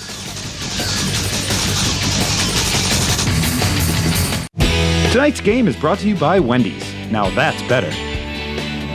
Get the Fox Sports Go app and watch live sporting events from Fox Sports. San Francisco Giants. No matter where you go, take Fox Sports with you on your mobile device or tablet. Brought to you by these sponsors. Hello, everybody, and welcome back to the Rivalry of the Week Halftime Report. We're back next Friday when Riverside takes on the division's 4-time defending champion, Dunmore. Riverside is 5-3, but they put up some great numbers the last 3 weeks after struggling offensively early on. Coach Jack Hensis and the Bucks won 7 straight after losing to Scranton Prep in their home opener. Well, we started the season, we had a really tough schedule in the beginning of the year, and we had some kids that were out of position a little bit, and we found that out early. We made some changes. The defense has been stout pretty much all year. And when we made those changes offensively, our offense just kind of exploded in the last 3 or 4 weeks. So, perfect timing going down the stretch here. We just got everything figured out. Like in the beginning of the season, we had a couple losses, but now we just got the ball rolling.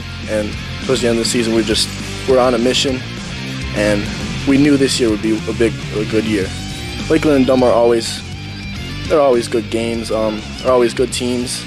They're going to have that running attack, obviously, and we just have to do our jobs. If we come to play, I think we could stop them.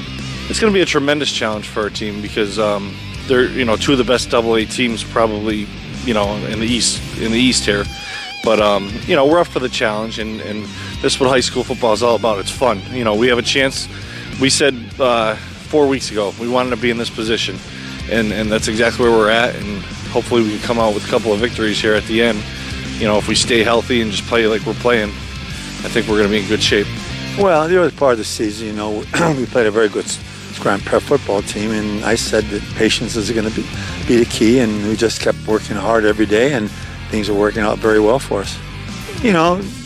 They have a lot of pride in themselves, and I thought we played well against Scranton Prep, but they have a lot of talented football players, but on the same token, we're going to work harder every day, and that's what our players have done. And Coach Mills has done a great job with our offensive line, and our defense has played extremely well. So we just take one game at a time. We just came together mentally. We got back in after the week 1 loss. We said, all right, this is what we have to do. We have to get stronger. It's all just getting stronger mentally and physically, and just preparing for the next game. Well, we felt early part of the year we had some good running backs. The big problem was trying to open up the holes for them. Where last year they didn't get hit when they were maybe 8 or 9 yards past the line of scrimmage. Now they're getting hit on the line of scrimmage. So they really had we call it BYOB, be your own blocker in that particular aspect. And I thought they responded very well to that. By just saying, hey, listen, this is what we need to get done. We have big shoes to fill. Obviously losing all those great, fantastic seniors, and it was just all the work we put in over the summer and in the weight room. The weight room was a big big part of it. Coach preaches weight room every week. Well, Coach McHale takes care of our defense with Coach Sano and Coach Barrett. They do an excellent job, and our kids are running to the football extremely well right now. And we've got to work on some things. We're not as big as we've been in the past, so we're doing some things that try to make the other offenses adjust a little bit. And I think our kids have done extremely well for that. Well, you want to be player. You want to play better, apparently because, of course, if you're fortunate in the playoffs, you want to go on with a good attitude and making sure that everything is done the right way. And the key point, of course, staying free of injuries. That's the most important thing. Dunmore and Riverside rank first and second in the Lackawanna Football Conference Division II standings, and both squads are fighting for a spot in District II playoffs. Riverside heads the Dunmore Veterans Memorial Stadium on Friday, November 6th for the last regular season game of the year. Tomorrow on MyTV, we have ACC football as Virginia Tech travels to Boston College at noon. And at 3:30, we have Bucknell at Lafayette. Thanks for joining us for another MyTV Halftime Report. Enjoy the rest of tonight's Smash Mouth football. See you next Friday. First Columbia Bank finances families, futures, and, well, fun. Fun comes in a lot of shapes and forms for different people. Some people need a new house. That's their fun. Some people need a new car. For Knoebels, it was a new steel roller coaster. First Columbia has flexibility to manage the twists and turns of large projects like Impulse, while always staying true to their hometown way of doing business. This is what community banking is all about. First Columbia Bank. Riverside takes on Dunmore in a key Lackawanna football conference game Friday at 7. Hi, everyone, and welcome back to Berwick High School. You're watching live high school football right here on MyTV, WQMY. It's George Curry's last home game. We're so glad you could join us. I'm Erin Dugan, and joining me now is Elizabeth Hiddle from Members Choice Financial Credit Union. Thanks for joining us. Oh, thank you for having us. Now, you guys have been in this community a long time. Tell us how long. We have about 60 years, little over. And what's made you just want to keep continuing to be in the community for that long? The organizations and the things that we support and the community service that we do and provide, the fundraisers that we provide, 6 decades with Wounded Warriors and Red Cross, and just a bunch of things in that capacity. Yeah, just talking before, it seems like you guys really love getting involved in charitable organizations. Why is that? One of the things you want to do is when you're in a financial institution is to give back to the area, and that's what we want to do. You're also focused on being family-oriented. What kind of things do you offer for the whole family?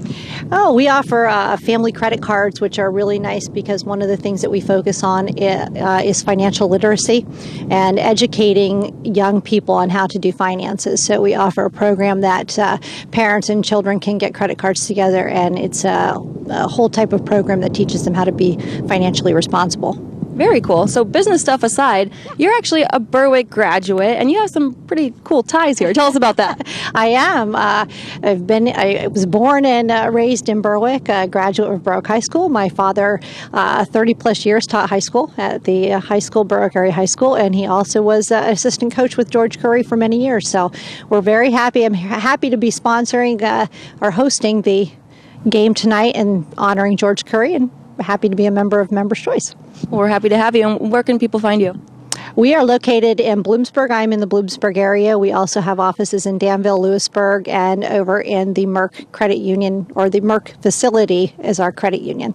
All right, Elizabeth, thanks so much. Yes, thank you very much. Okay, stay with us. We'll be right back right here on MyTV WQMY.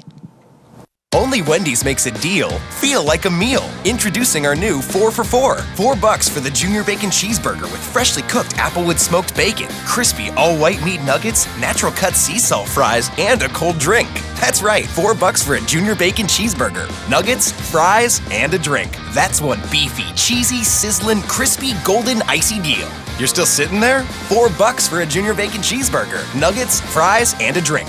Get more. Get 4 for $4 now at Wendy's. The rivalry of the week as Riverside takes on Dunmore in a key Lackawanna football conference game on MyTV WQMY Friday at 7. Hey Coach, Chris Orlando. Want to congratulate you on your 400th win. Coach Bo Orlando. Also want to congratulate you on your 400th win. Thank you for being a mentor, not only on but off the field. Hi Coach, congratulations, and I want to thank you for taking care of my 2 boys. Welcome back inside the First Columbia Bank press box. your community bank, that's with you every step of the way. Bob Ide, and he's John Mendola. We're enjoying a very good game. It started out as emotional as you expect when George Curry took the field with over 200 and 250 Berwick alumni here, but really both teams have settled down, and it was a very entertaining first half. It was. I mean, Berwick came out, they're able to punch things in quickly, and then, of course, Coughlin battled right back with the big special teams play, and as you mentioned, it settled down a little bit and kind of back and forth.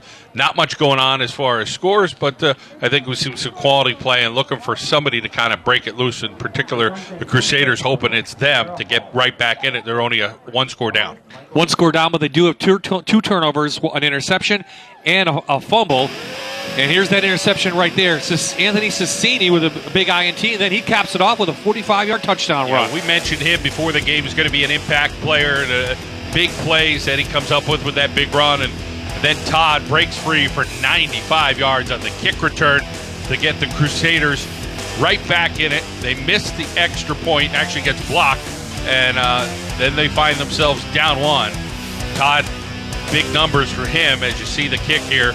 And a nice job on the inside, slip it in. Then Berwick goes long balling right here as they get behind the defense. Kutchko with a nice reception, so first and goal, and then tapped off by quarterback Mike Force, who's pushed into the end zone. That's where the scoring is right now. Just 14 points on the board for Coughlin.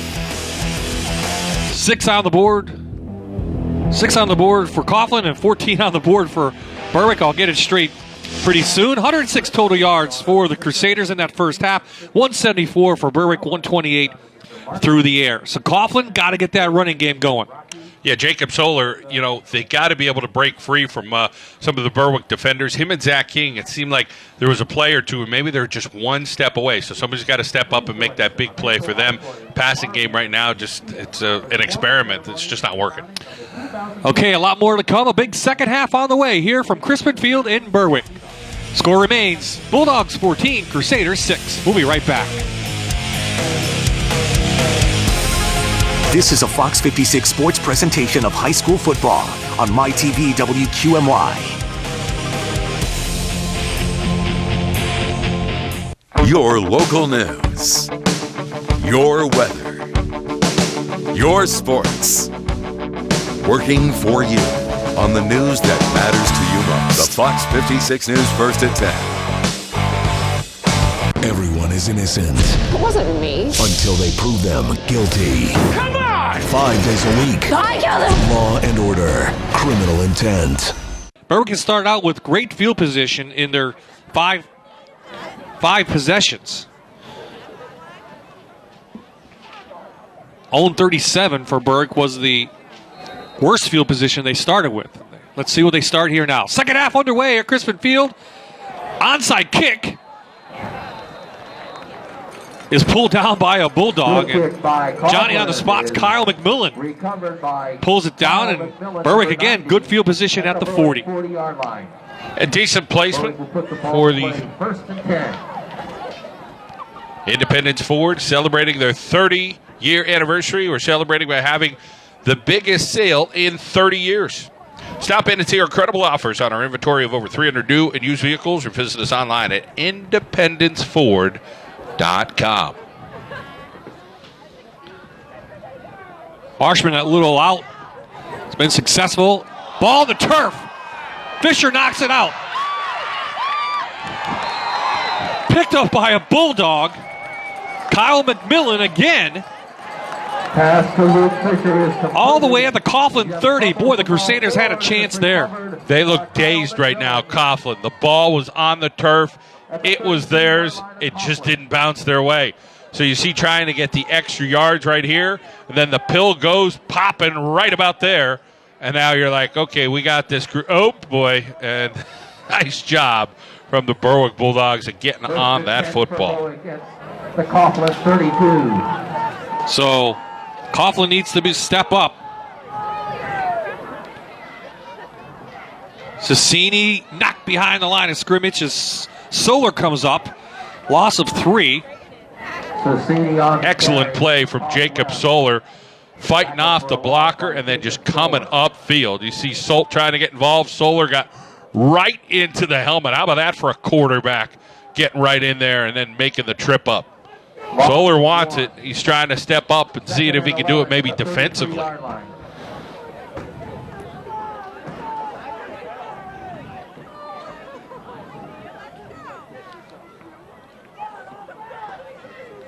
Coughlin defense has not played that bad tonight. They've given up really 2 big plays.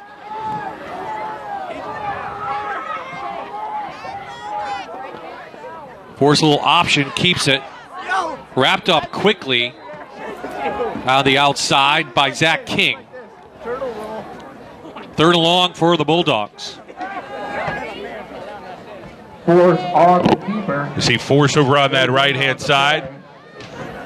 And an excellent job over there by the Crusader defense. D up.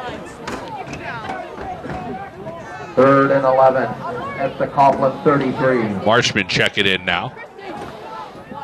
Marshman coming in. A little bit better thrower. Completed 13 of 34, 295 yards. 3 touchdowns, interception. We have flag down. Substitution. Infraction on the offense. Uncharacteristic mistakes by the Bulldogs. 5-yard penalty, illegal participation against the Bulldogs. 3rd and 16. Coach says just run it. Coughlin.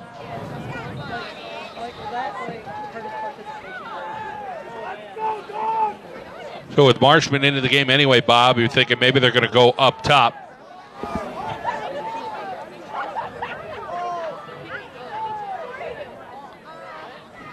Fisher comes around. Under pressure. A lot of time for Marshman. Sassini fumbles. Pass downfield. Who has it? Fumble on the play. No matter what, 4th down might be up for Berwick. No signal yet.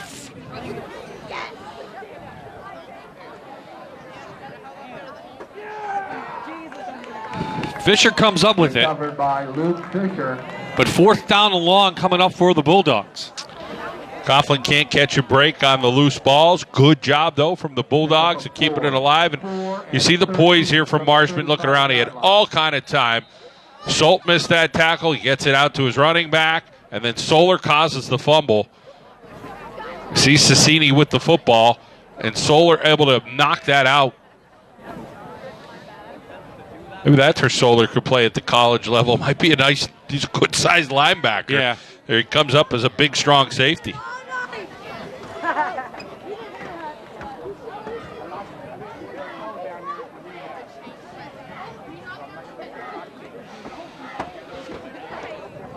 DiValerio to punt for Berwick. So Berwick is on to punt. DiValerio in again, trying to pin Berwick deep. Clock is rolling now. Make the change.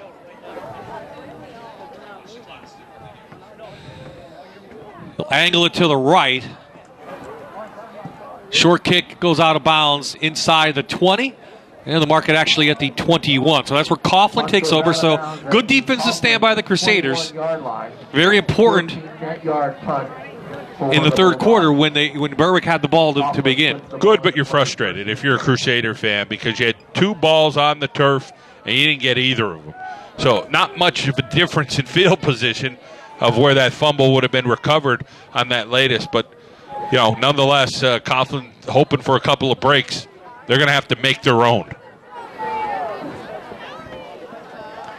So here come the Crusaders. Just 106 total yards in that first half. And just 6 points. Lowest output for the season. 20 points they scored against Valley West, but that was late. Here's King. And there's that Berwick defense. So this defense, John, very good coming in. 3rd in the conference overall. What have you seen that Coughlin may have to change here in the second half? Well, they got to finish plays. They're close to making a play. They've had a couple of good breaks here and there. I think their offensive line's got to stay with their blocks, keep driving their feet, and get these guys to create some lanes for the playmakers for Coughlin, whether it's King or Solar. Or maybe have another guy step up like Todd stepped up on that big return in special teams.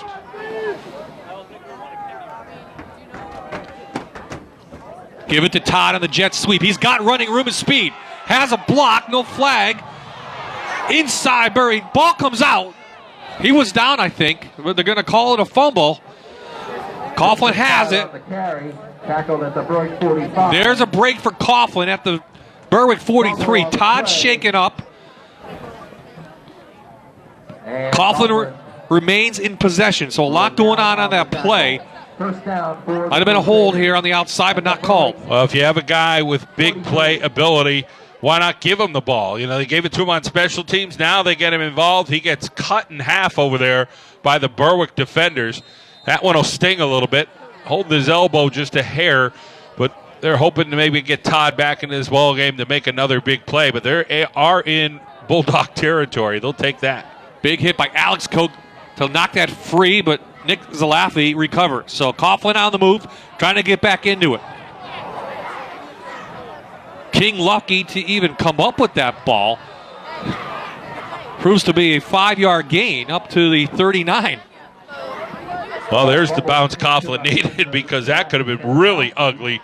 That snap looked like it went right through Solar's hands. Let's watch this. There's a snap, bounced right off his hands and right into King's. It's not a bad play, the old jump ball, bounce ball, whatever you want to call it, into the running back. So Coughlin now with a big second down.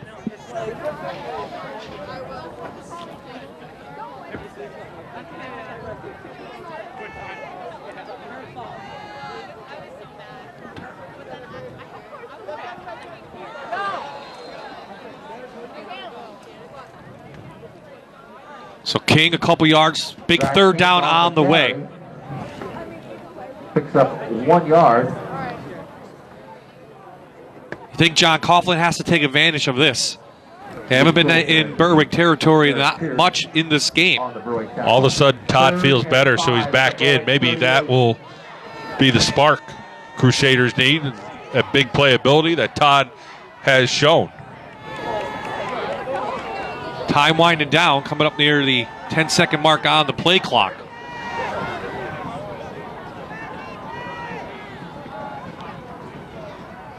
Fake the jet. Solar of room holds on to the ball. First down up to the 26. Coughlin, first down. McCole in on that tackle. The speedy nose tackle, 5'8", 190 pounds. The fake to Todd. Solar just meandering through there. And then coming downfield, never giving up, is McCole, the senior. Tackle by Kyle McMillan. So Coughlin on the move. This drive started back at their own 21 after they held Berwick on the first possession.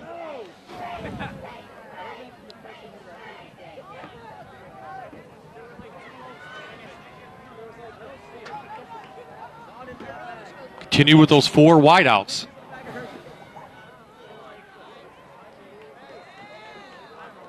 There's good defense by McCole and John McMillan. They've done that all night long. They try to fake it. Doesn't work. Yeah, McMillan jumped on that ball earlier, helped Berwick, and now he makes a tackle. So while we have a moment, we want to introduce former Berwick quarterback, Dave Robbins. Dave, welcome to the booth. Thank you. You quarterbacked the 1997 championship team, I believe?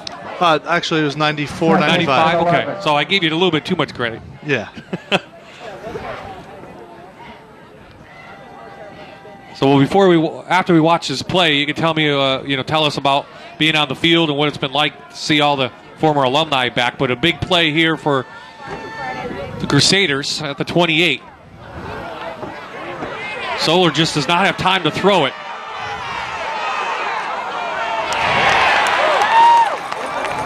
Cole in there, and Solar was going the wrong way, John. Just got to get rid of it. Well, you mentioned 16 passes coming in, and, when you're moving the ball downfield, yeah, you want to pass, but Berwick's making it awfully tough on the edges. They're able to seal that corner once, but they're tough to do with some big bookends.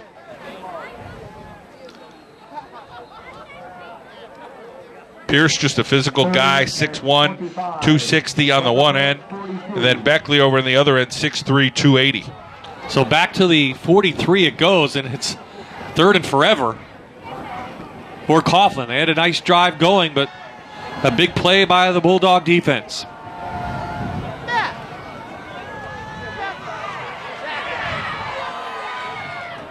Intercepted. McCall pulled it in. McCall all the way into the Berwick Coughlin territory at the 45-yard line. This kid is everywhere, man. I mean, he's downfield making tackles. He's making interceptions as a nose guard. How does that happen? A second interception on the year. Sean McCall, that's a big one. It stops the Coughlin drive. Gets Berwick the ball back, and really Solar has no time tonight at all to throw. He had nothing. There was absolutely nothing he could do. He just literally tried to make something happen with the Berwick defense doing what they have done. And McColl's got some quick hands, some quick feet, and a big heart, and playing so well for the Dogs. So Marshman in. Another quick out goes incomplete. So Dave, I asked you, 250 or so alumni here. What's it been like to see all these football players back? It was a great experience tonight. I mean, we got here around 5 o'clock. We're checking ourselves in. There was about 250, 260 people here tonight. It was an awesome experience to see some of the kids I coached as a player here, and some of the people I looked up to, such as Jake Kelchner was here, Rob Robsock, some of those guys that you looked up to. It was a really nice moment this afternoon. And then emotional as Coach walked through the line. Oh, to see him come through there, you just how much respect you have for him and what he's done in my life, professionally, personally, as an athlete. He's just been as someone that's it's really helped me come through, and I just really respect everything that's happened in my life. And it's just great to see the team here out here doing well, and to see Coach Curry out here. Coach was a networker before networking was kind of the buzzword. I mean, he networked and just knew everybody, and he'd make that call for you, whether it was a job at a small little store, a school, a business. It didn't matter, a coach. Absolutely. Like I said, what he's done for my whole family. I just respect the man, and he's just done so much for us, and I just so happy to see that the team's doing well here and that things are going in the right direction. Now, you were part of one of those 6 championship teams, right? We told you. Yeah, 90. Actually, it was 2 of them. 2 of them? 94, 95. We won 2 state championships. And then actually my cousin, Jeremy Chapin, was a quarterback after that, and he won the other 2. So as a family, we talk about we had 4 of them. So it's just a great honor. We talk about it, as a family, and we're just really honored that we were part of that and part of this night. We do have some old video. I think we'll wait till after this 4th down for Berwick and see if we got you or Jeremy playing. There's a number 7. We know there's a number 7 in there. So here's 4th down for Berwick. Cicini has it and more. He's got it. Anthony Cicini inside the 20, wrapped up at the 16. Nice 21-yard gain for number 26. The 2 players for Berwick who we expected to play well, they are. McCall and Cicini. Cicini able to bounce, and Cicini able to get into some deep territory there for the Bulldogs. So Berwick on the move inside the Gertrude Hawk red zone, trying to up their lead. Maybe pull this one out a little bit and get back into second place in the district standings. Of course, Dave, then we have a timeout, I think, coming. Okay. Okay, we got a couple more players, so let's go down to Aaron quickly. Well, that's right, Bob. 2 more Berwick football alumni. Guys, why don't you identify yourselves, tell us when you played here and what you went on to do. Steve Williams, played 83 through 85. Graduated in 86, went on to the Naval Academy. Graduated in 1990. Just had my 25th reunion last weekend. Tony Malatesta, I graduated 1986. I went on to Millersville University. I'm in medical sales. Now, you said that Coach Curry really kind of helped push you into the Naval Academy. Just tell us a little bit about that. Actually, Tony and I were getting recruited by Millersville. Went down for a visit and came back, and Coach said, Army and Navy are both looking at you. I actually wanted to go to West Point back then, and they wanted to send me to prep school, but Navy said, you're in. I came down for a physical, but Coach is the one that stayed on me. told my parents, pushed me because I didn't want to fill out the application, but it was he was the main driving force that sent me to Navy. So, What was it like tonight, kind of just greeting him onto the field, just seeing all those former players? What was that like emotionally? I'll tell you what, it's pretty emotional. I live down by Philadelphia. I do make it back, but I haven't been back to a game in a while. I do see Coach pretty much on a regular basis, but seeing him come out and having him see some of the former players that haven't been around in a while, it was nice. Nice for him, nice for the players. So, How about some memories? I know we talked earlier, you said, oh man, I just have so many, but what really sticks out for you? What really sticks out with me with Coach Curry, what one man has done for this small community of 20,000 people right now. I mean, we've had Nightline on this field. He's brought this little town, and not only all of northeastern Pennsylvania, to have guys. I've had friends come in from California, Florida, just to come in for one night. And a guy that's affected this one small community, he's probably had over $2 million in scholarships for kids in this small town. And what one guy did for this community is just amazing to me. And that's why I think you have such an outpouring for him right now. Thanks for stopping to chat, guys. Have fun tonight. All right, great. Thank you. All right, Bob? Sure, Dave, you echo those sentiments, but let's see. Berwick in the Gertrude Hawk red zone trying to cap a touchdown. First and goal.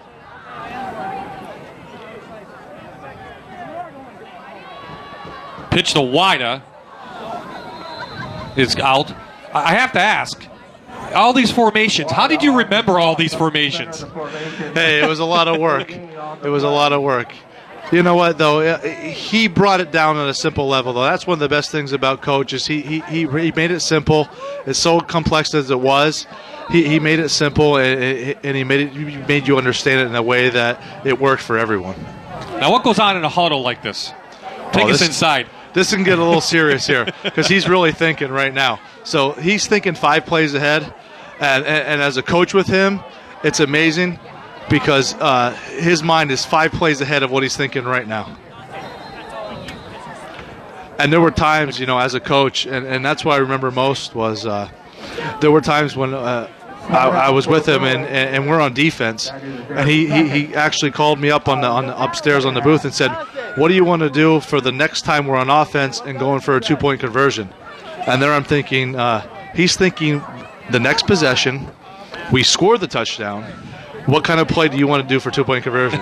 so that's when I realized as a young coach with him that I'm way out of my league. Is that okay? Is this for you? Oh, yeah, that's roll me. some video here. Okay. Hold out there. Yep. Here's George. Here's some old video of Dave Robbins. Went into the vault, Dave. What is this play? Oh, that's flanker fly. Oh, yeah. Justin and John Domenico there. It looks like you're playing Perry Academy. Is that it? Looks like. Oh, this isn't. I think this might be my cousin Jeremy on this one. That might be Jeremy, yeah. Yeah. But the previous play was definitely. That might be Jeremy. Yeah. Back to the present day.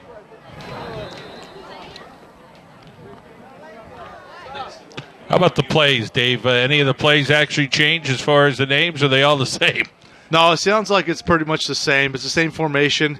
He's going to out-formation you. He's going to try to run as many formations as he can, and then he's going to scheme off that. So once he figures out what scheme is going to work off that formation, he's going to continue with that. So the Bulldogs inside the Gertrude Hawk red zone. 3rd and goal on the way. Trying to extend their lead over the Crusaders.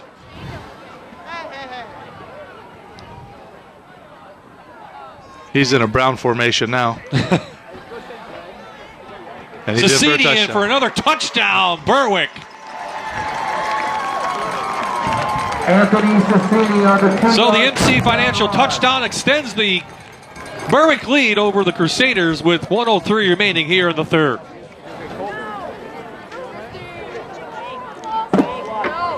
What kind of advantage out of this? The brown formation. Good enough for Sassini as they pull both of those guys, create the hole in the middle, clean it on up for a touchdown. Football, again, is all about 6-on-1 or 5-on-1, and he puts on one side. If there's 6-on-1, he's going to take those brown backs and cut them across on a cutback. And if they don't match that up, he's going to run that side. So it's one or two ways he's going to go with it, and that's how he runs that formation. It's been very effective for the last, 20 years. Extra point, no good. But Berwick extends their lead As they drive down the field, 45 yards on 8 plays, Sassini does the honors.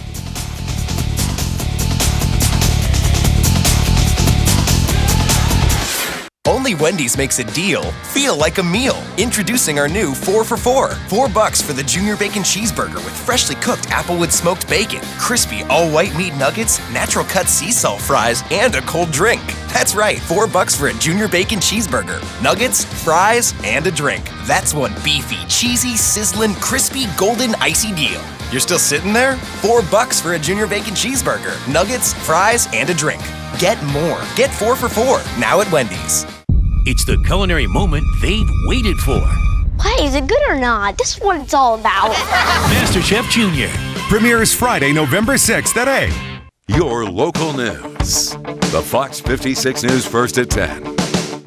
Coach Curry, Don Nealon here, West Virginia. Hey, congratulations on your 400th victory. What a milestone, sensational. You know, Coach, when we recruited one of your players, we knew we got a winner, and that's because of you. Congratulations again.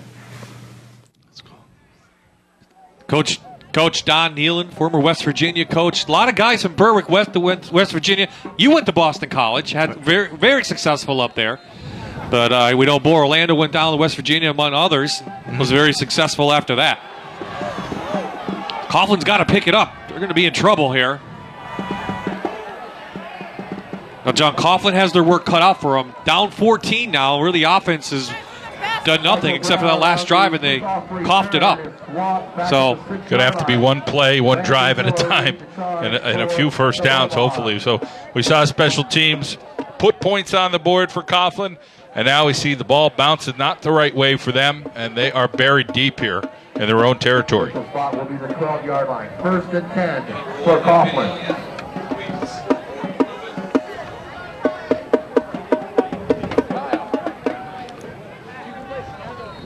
So it's at the 12. Coughlin, 88 yards away. They need touchdowns now.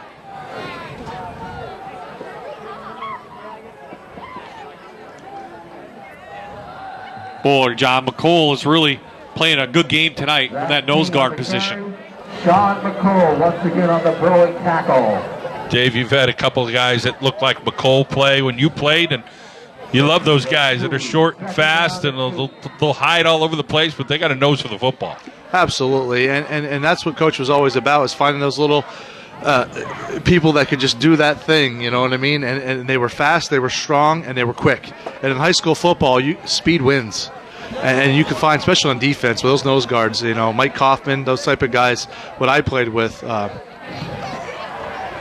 they really made a difference. Out quick to Michael Brown.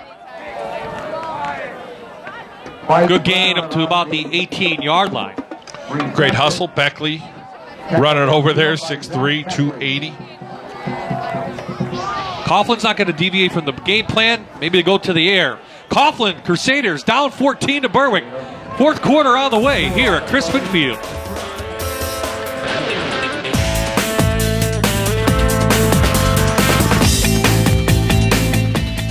Gertrude Hawk Chocolates wishes both teams good luck this week.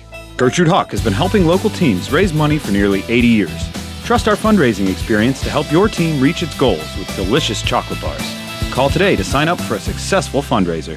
There's great marketing opportunity in web, mobile, and beyond. Find out how Sinclair Digital Solutions, powered by Fox 56, can help you plan for measurable results. Call 570-970-5649 and put the power of digital in your hands. Gertrude Hawk Chocolates wishes both teams good luck this week. Gertrude Hawk has been helping local teams raise money for nearly 80 years. Trust our fundraising experience to help your team reach its goals with delicious chocolate bars. Call today to sign up for a successful fundraiser. Jack Metzer Forward Lincoln on Route 11, celebrating our 40th year anniversary. Proud to serve our hometown of Danville, along with Berwick, Bloomsburg, and all northeastern and central Pennsylvania. Stop by and get up to $10,000 off select 2015 F-150 trucks. We are back at Crispin Field, everyone. Bob I, John Mandola, and Aaron Dugan, along with former Bulldog Dave Robbins. We're in the First Columbia Bank and Trust press box, your community bank that's with you every step of the way. Cheerleaders throwing out some footballs here to begin their 4th quarter. Bulldogs up with another touchdown in that third. Coughlin trying to get in it, getting those first downs, and they come up past the 21-yard line.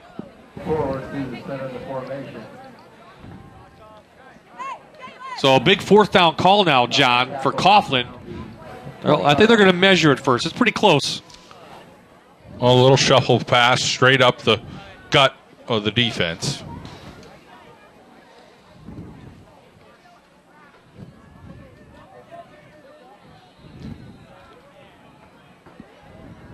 How much did Bo Orlando, Ron Paulus have influence on you and coming up through the system? I'll tell you what, they definitely had influence, but I'll be honest with you, the person that had the biggest influence was Jake Kelchner. Yeah? I was in elementary school, and he came over for like a little pepper rally. Big fourth down, they need a push, they get it. Zach King open. Koch makes a nice tackle past the 30, but Coughlin moves the change. Sorry, Dave. And when they won that state championship in '88, I was, only in middle school, and I just remember thinking, how awesome that was, and how much I inspired to want to be a quarterback, and to want to be someone like Jay Kelchner. He was definitely something, at 8, 9 years old. That was something that was really cool, and it's something I inspired to want to be. So that was awesome. John, a big first down for Coughlin, though. I mean, they keep the ball and keep possession. It has to start now. I mean, we're into the fourth quarter, and they need to score now, and then hopefully make another play. But again, it's a first down situation. They got to start getting first downs and hopefully eliminate some flags if this one's on them.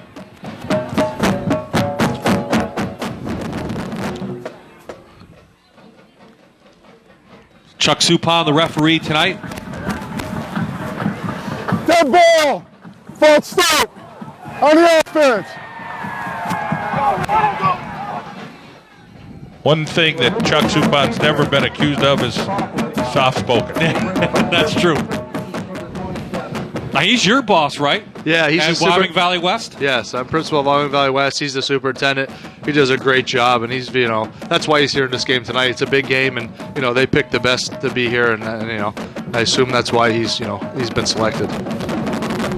You must take it over there pretty good at being a former Bulldog and Valley West being the arch rival. Sure, absolutely. Looks like the ball's on the ground there. Yeah. They've had trouble with that snap all night. Solar gets it, and Bulldogs say they have it. No signal yet. Waiting for the white hat. They do. Coughlin coughs it up again. Randy Miller comes up with the ball. Berwick's defense has been steady all year long, and once again, they make a play. Opportunity after opportunity, and the Bulldogs find ways to bounce on footballs. They've had trouble with that snap several times tonight, John, and it cost them there. So the Bulldogs take over at the Coughlin 28, already up 14, trying to add to it. Coughlin offense just has not been here all night long.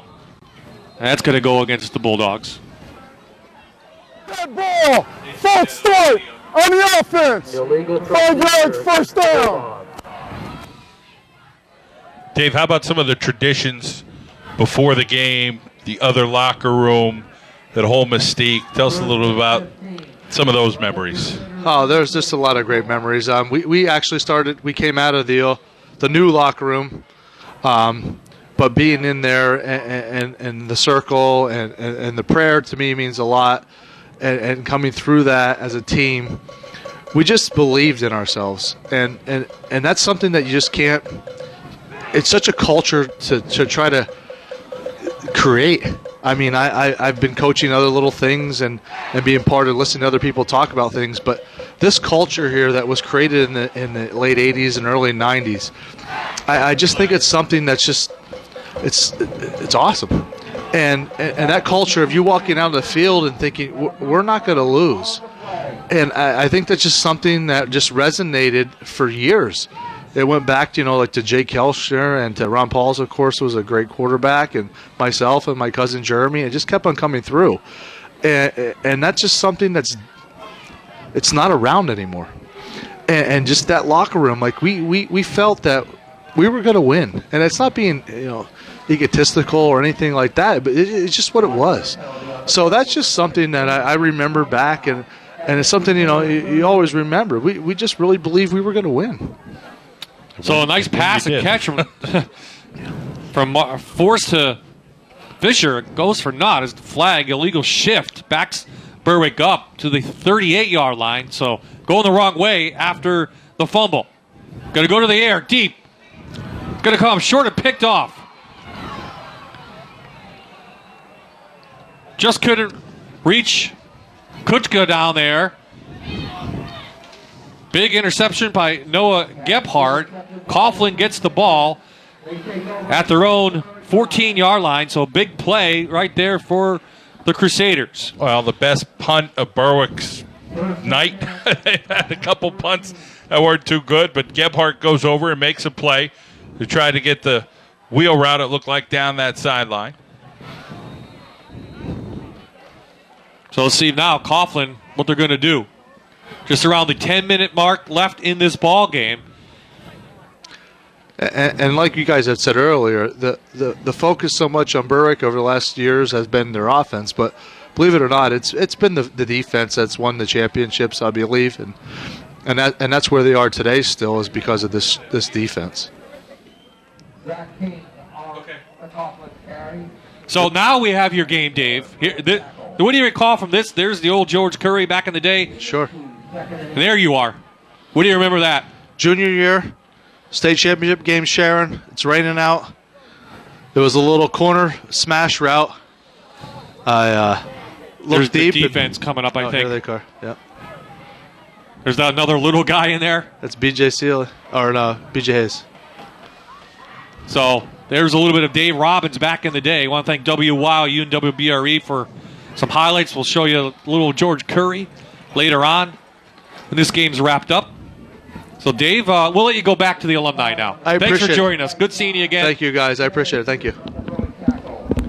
Dave Robbins, former quarterback, state championship quarterback for the Berwick Bulldogs.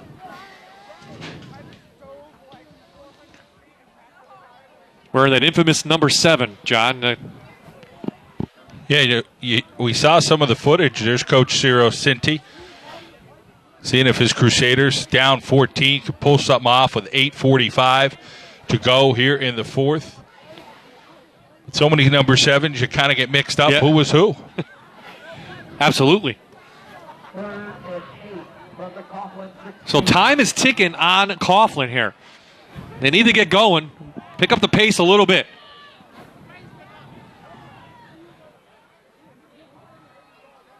Solar up.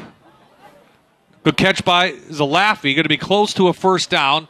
Past the 25 to the 26. They move the change. Stops the clock quickly. Solar trying to get that corner as King tries to get into the defensive end, Beckley. First and 10 at the Coughlin 26. You can complete a couple passes. You would think it's going to open up a little bit of running room and some lanes for Solar.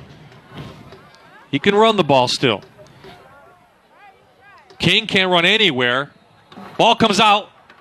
That's dead. Coughlin has had trouble tonight holding on to that ball. Unfortunately for them, that time, they called it dead. Some former players. Well, now Chuck Suppan. He's a no-nonsense referee. Hearing it from a little bit of the Berwick players, that's kind of a shocking development. Berwick doesn't usually say much. So you see here King trying to hold on to the football. And the ball gets stripped out, I think, before he's down. But the key was, I believe a whistle was blown. I heard the whistle. I think you heard the whistle up top. The whistle's blown. The play's called dead. And it is what it is. So now the Coughlin Crusaders catch a break. Will they be able to take advantage of it? So the Bulldogs trying to pull one out on George Curry's last regular season home game as the longtime coach of the Bulldogs. They're up 14. Coughlin would like to disrupt that a little bit. Solar bounces out of there. Big hit by Koch at the end, but Jacob Solar inside Berwick territory to the 45. 15-yard gain for number 12. Credit to the Bulldogs. I mean, you want to see open field tackles on bigger guys. These D-backs from Berwick, they bring it, and they wrap legs. I mean, this guy's 6'4", 215 pounds or so, but what are you going to do to this guy? You hang on, and you have your buddy come over to help clean up. But grab those ankles, grab the lower legs. That's what you have to do. And that was Anthony Cecchini, the junior. We've talked about him a lot tonight. The last year, that's short. Solar doesn't have anybody downfield to throw to. Beckley finally comes over, but no one open. Downfield for Coughlin. Tackled from behind by Jared Pierce. There's George Curry. As we mentioned in the beginning, having some health issues nowadays, but still has that mind for football, I'll tell you. Saw the smile on his face before the game and the emotion coming out of him, how excited he was to see those former players. And those guys are just, I mean, this is one of the day in history here at Berwick where these guys all were able to get together and have a little celebration, a lot of stories.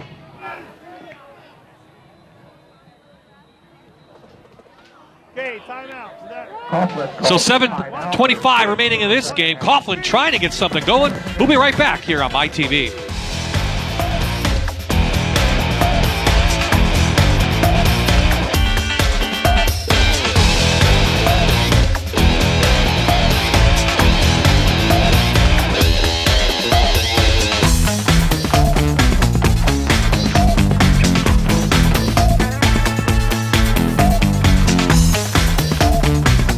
I've made my choice, MC Financial Credit Union. Make your choice, MC Financial Credit Union, for banking, checking, saving, loans, and retirement planning. I've made my choice. I've made my choice.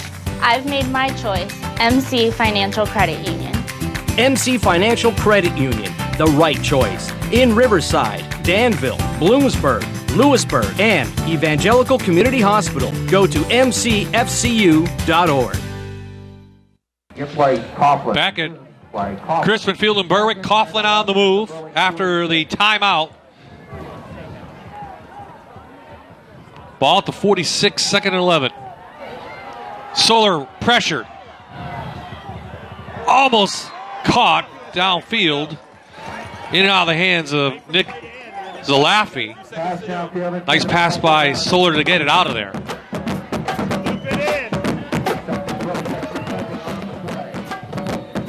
Solar just not getting comfortable back there. There's been heat. Great job by that defensive front of the Berwick Bulldogs all night long. They have been just relentless. Great motors. You could just see the motors on these guys up front. Sean McCole coming off holding something like his hand or being followed by the trainer. Will take a seat on the bench. So they lose their nose guard for a play, but a third and long on the way for the Crusaders. They've still got Monaco, Beckley, and Pierce up front that have helped out. Miller and Roberts, McMillan at that linebacker position. Todd maybe single coverage over on that far side. Looking long. Trying to hit Todd, but well overthrown. Fourth down on the way now for Coughlin. Incomplete. Defending on the play, Anthony Cecchini. That was the spin and go move, not the stop and go. That was a different pattern from Todd. He tried to use his athleticism. As you see the Berwick alums way back by the fence but Cecchini out there on the coverage. He knows enough of how much cushion he needs on the athletes. Probably watches some film, breaks it down. Big-time player is Cecchini for these Berwick Bulldogs. When we get to district play, this Berwick defense is really going to cause some problems for no matter who they match up with. They got the offense rolling a little bit tonight. Put some points on the board. Trying to set up a screen. Solar, they say he went out of bounds. Let's see where they're going to mark it at the 36. I don't think he's going to make it. He's going to be short.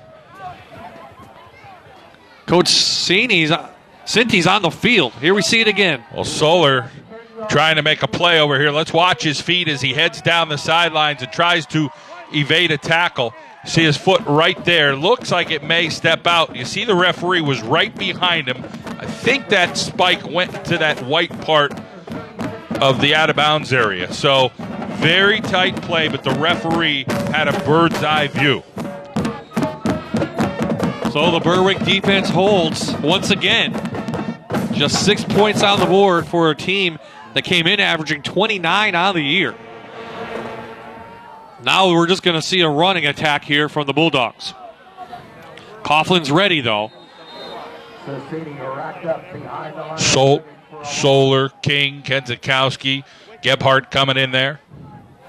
Kenzakowski leading the Crusaders on the tackle. Rich history here, of course, at Crispin Field. Championship signs all over the place. 6 state titles. 3 of those national championships, and it's a lot of stuff going on here, John, tonight on the field. Marshman, they're going to pass it out to Koch. Real quick out to Koch, picks up good yardage, knocked out of bounds at the 44, so 3rd and short on the way. When you look back in your life, you know, there's only so many moments you could kind of capture and say, I'm glad we really did that. And tonight, I think, is one of those nights. I'm glad all the guys came in. Glad we all got together. Glad Coach walked onto the field the way he did it. You know, it's special. And Berwick Bulldogs on the field tonight, they're trying to make it special as well for all those great memories by trying to beat a Coughlin team that's not too shabby. Knocked down the line of scrimmage. That stops the clock. 4th down on the way. Sure, the Bulldogs will be sending in their punt team here. Up 14 points. They've scored in 3 quarters. First, the second, and the third did Berwick. Trying to hold on here in the 4th. Comes the punt team. Now, this is where Coughlin can get back into it, John. The only big play tonight came on special teams on a kickoff return. If they can get something going here on the punt, either good field position or even a touchdown, they were back into it.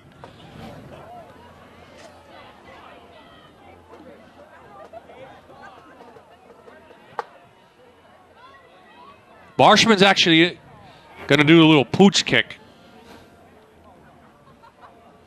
Oh, takes a huge Berwick bounce. All the way down to the 17-yard line. Thank you so much for taking a shot on a kid from North Philadelphia, high school dropout, and making me the man I am today. From Massachusetts to Berwick, you have created a football family. Thank you, Coach Curry. Go Dogs! So some great videos sent in wishing Coach Curry congratulations on his 400th win a couple weeks ago. There's some great videos out there on what Gus Felder has done with his life. And there's been some people in his life that have helped him, but Coach Curry was a huge influence on him. And although at that time there was a lot of controversy, hey, Gus Felder has had a successful life. And how about the video from former coach Gary Campbell? He came in at a time really tough for him because Coach Curry retired, for a couple years. And then Coach Campbell came in with all that pressure of Berwick and trying to build up the program again. And he always had positive things to say. I mean, Gary Campbell was just one of those guys. He said positive things about what Coach Curry did, and he was positive when he was here. But it wasn't the same. And no, it's never going to be the same without Coach George Curry on the sideline here at Berwick. And I think all the alum have alluded to that and what he's meant and the impact that he had on their lives. Solar threw that pass into the ground, but even if they caught it over there, that was Salafi, he was going to be swarmed by Bulldogs. So 3rd and long on the way. Just Coughlin offense just can't get anything going. Nope. Hits the turf over there. That's the one thing I think Dave Robbins, when he was up here He's trying to tell us, Bob, that, Coach George Curry never gave up on a kid. He found a way to reach a kid. Whether the kid needed a pep talk or you kind of had to back away from him, always read kids the right way. Solar, no time to throw. Finally finds a man wide open downfield. Caught by Michael Brown. All the way past the, see where they're going to mark it, up to the 38. So 21-yard play. Good job by Solar to get out of the trouble. Well, Berwick's defensive front, at some point, they got to get tired. And maybe just a hair more tired than when Solar and his offensive line were around and making a play downfield. Michael Brown and the Crusaders get to move the sticks here. They need a big flurry and some points here immediately. One of the longer offensive plays of the night for Coughlin. Boy, Solar's lucky to hold on to that. Up to the 50-yard line. That was 6 hard yards by the QB. Yep, they got to start pushing the pace here. It's already coming up under 5 minutes by the time they get the next snap off. Solar breaks a few tackles. This is all Jacob Solar, the senior.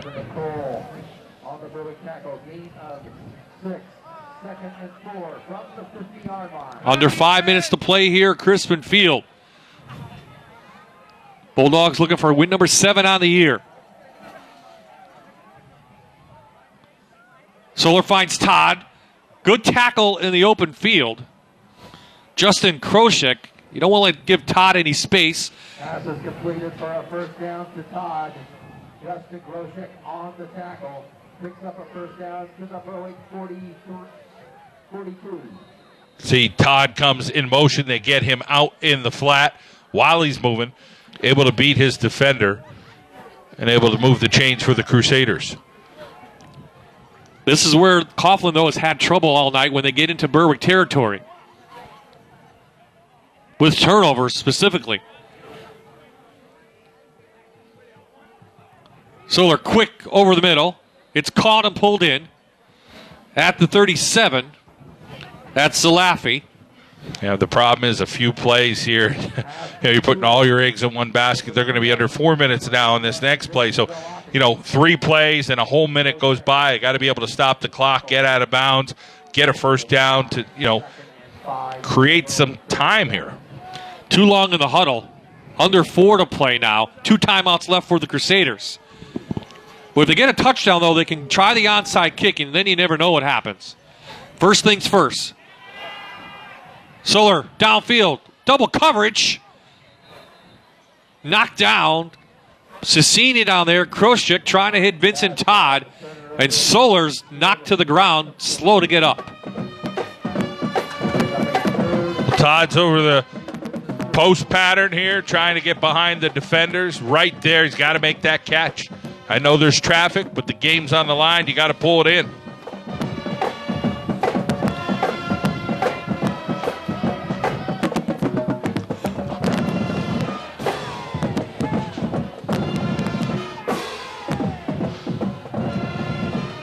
Two downs to get 5 if you're Coughlin.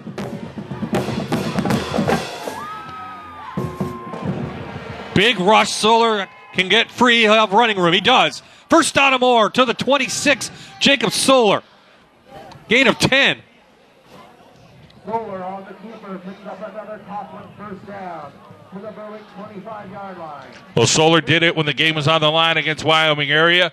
He's trying to will his team to at least one score. He gets the first down to stop the clock. But now the clock is rolling again, so the Crusaders just got to get a score in, and then they'll see what they can do with an onside kick. They had that pooch kick that looked okay before. Berwick sends the house. Solar gets right by. Again, the house is on the way. To the end zone, overthrows. Gets a flag downfield thrown. Trying to hit Salafi. And we're going to have a penalty, I believe, on Berwick. Oh, boy.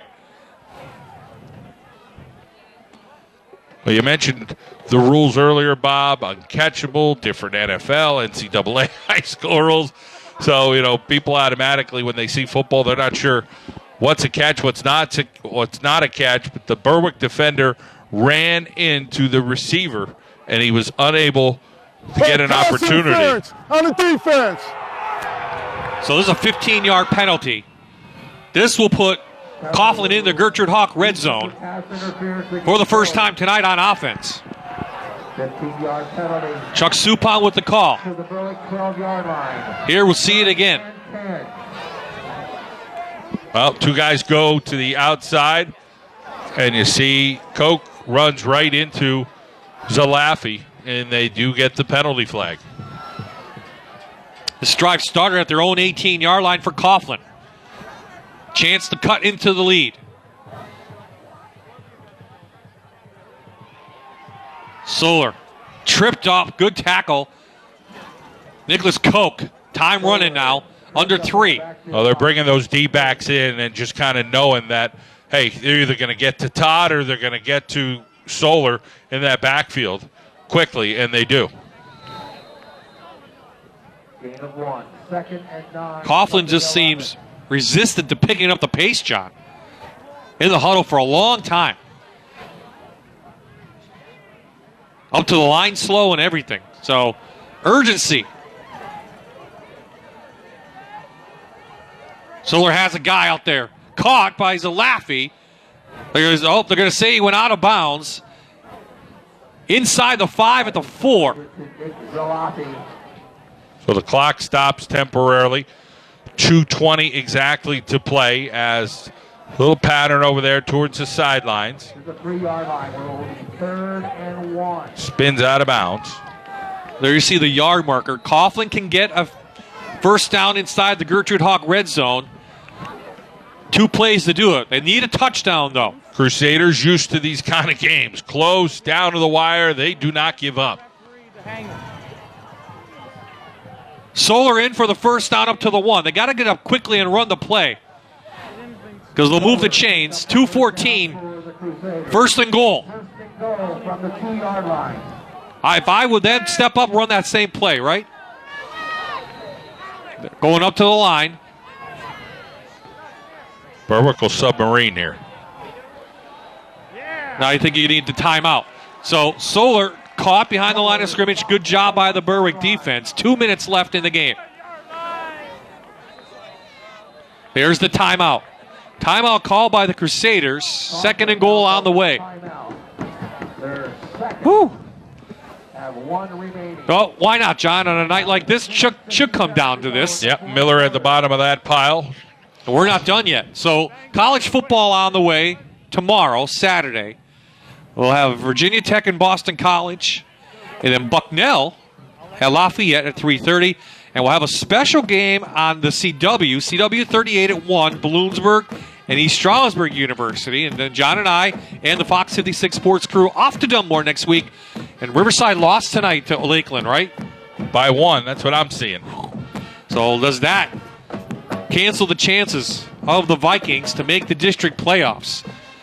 They could play spoiler to Dunmore. Coach George Curry, number 1, checking on the defense. Ball at the 2-yard line. 2nd and goal for Coughlin. A long drive started at their 18-yard line. This is the 12th play of the drive. Really need to cap something very quickly here. King holds on to the ball barely. 3rd down on the way.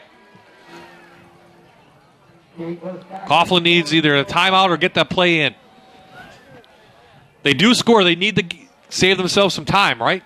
Yeah, the clock's been rolling this whole drive, but they just can't seem to do anything inside the tackles here. Berwick, again, pinching, submarining. They have that quickness. It's hard if you want to go around the edge, but Berwick's selling out. Coughlin selling out. King to the end zone.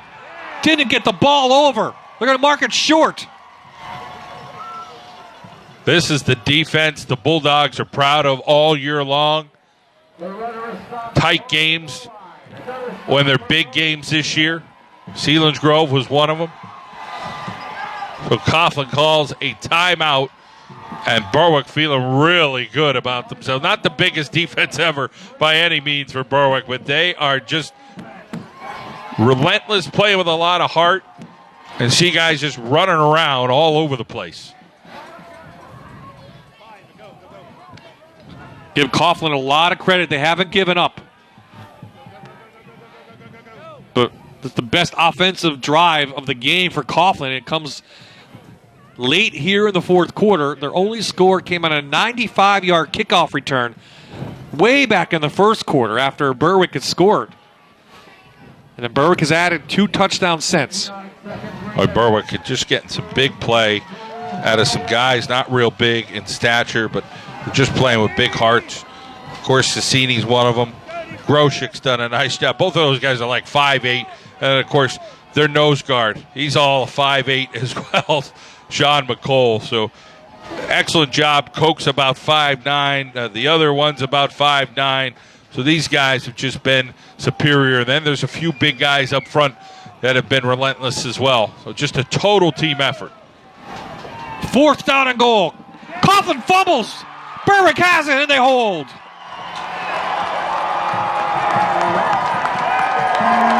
I believe that was Miller who shot through there and wouldn't even give Solar a chance on that one.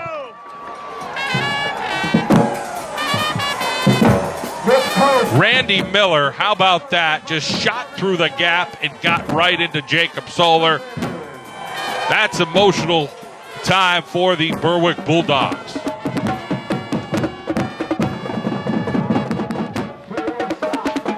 So the defensive stand of this game, and it looks like the Bulldogs will jump Coughlin into that second spot in the district standings and pick up win number 7. And a big 403rd win here at Berwick for Coach George Curry. They take a knee. They'll have to run one more play. Coughlin had it playing uphill all night long, John. Really couldn't get anything going on offense because of that defense of the Bulldogs. Outstanding job from the Berwick Bulldogs defense. Hey, we're saying you ain't scoring. I don't care if you're an inch, a piece of paper. It didn't matter. They weren't letting the Crusaders in. Coughlin, again, touted for that big offensive line, but Berwick showed their quickness defensively. And Dave Robbins said, hey, quickness wins. Look at Coach Curry over there. He's so happy. How'd we pull that thing out? How'd we do it? So Coach Curry, his last regular season home game here at Crispin Field, gets the win. Number 403 for the old ball coach. Coming up, we'll have the Northwoods Nissan post-game show. We have our players of the game, and we'll see if Coach Curry wants to say a couple words if he can. So a big win here at Crispin Field for the Bulldogs. The final 20-6.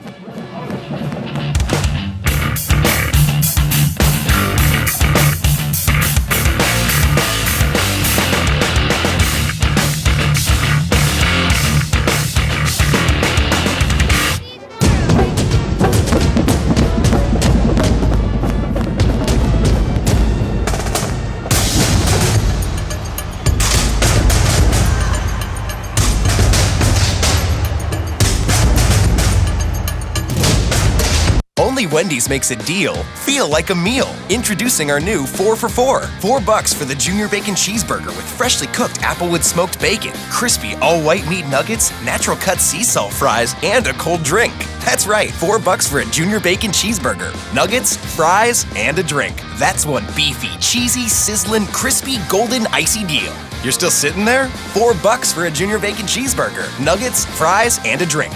Get more. Get 4 for $4 now at Wendy's. Right here, it's Mike and Molly and Max and Caroline.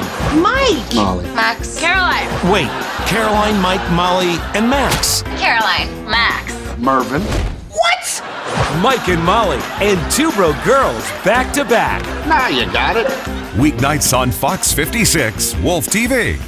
Riverside takes on Dunmore in a key Lackawanna football conference game Friday at 7.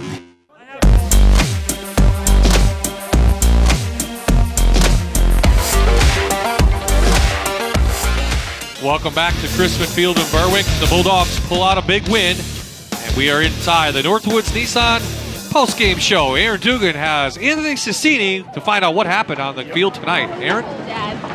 Well, Anthony, there's got to be a lot of emotions going on right now. First, just kind of take me through how you're feeling right now. Well, before the game, we said that we have all these ex-Bulldogs, the guys that wore the jersey before we did, and we said that we wanted to show them that we could play the same exact way we did, and that we just tried to play for them, and I think we did a pretty good job tonight.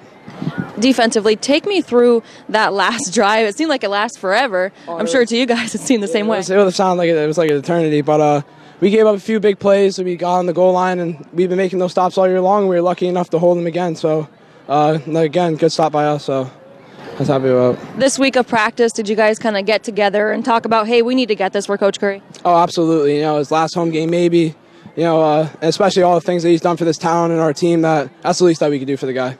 A big win, an important win. Yeah. What do you take from this game? Hopefully we'll see how everything else shakes down, but if nothing else, we're continuing to play good football, and hopefully we can carry this out. Congratulations. Thank you. All right, guys.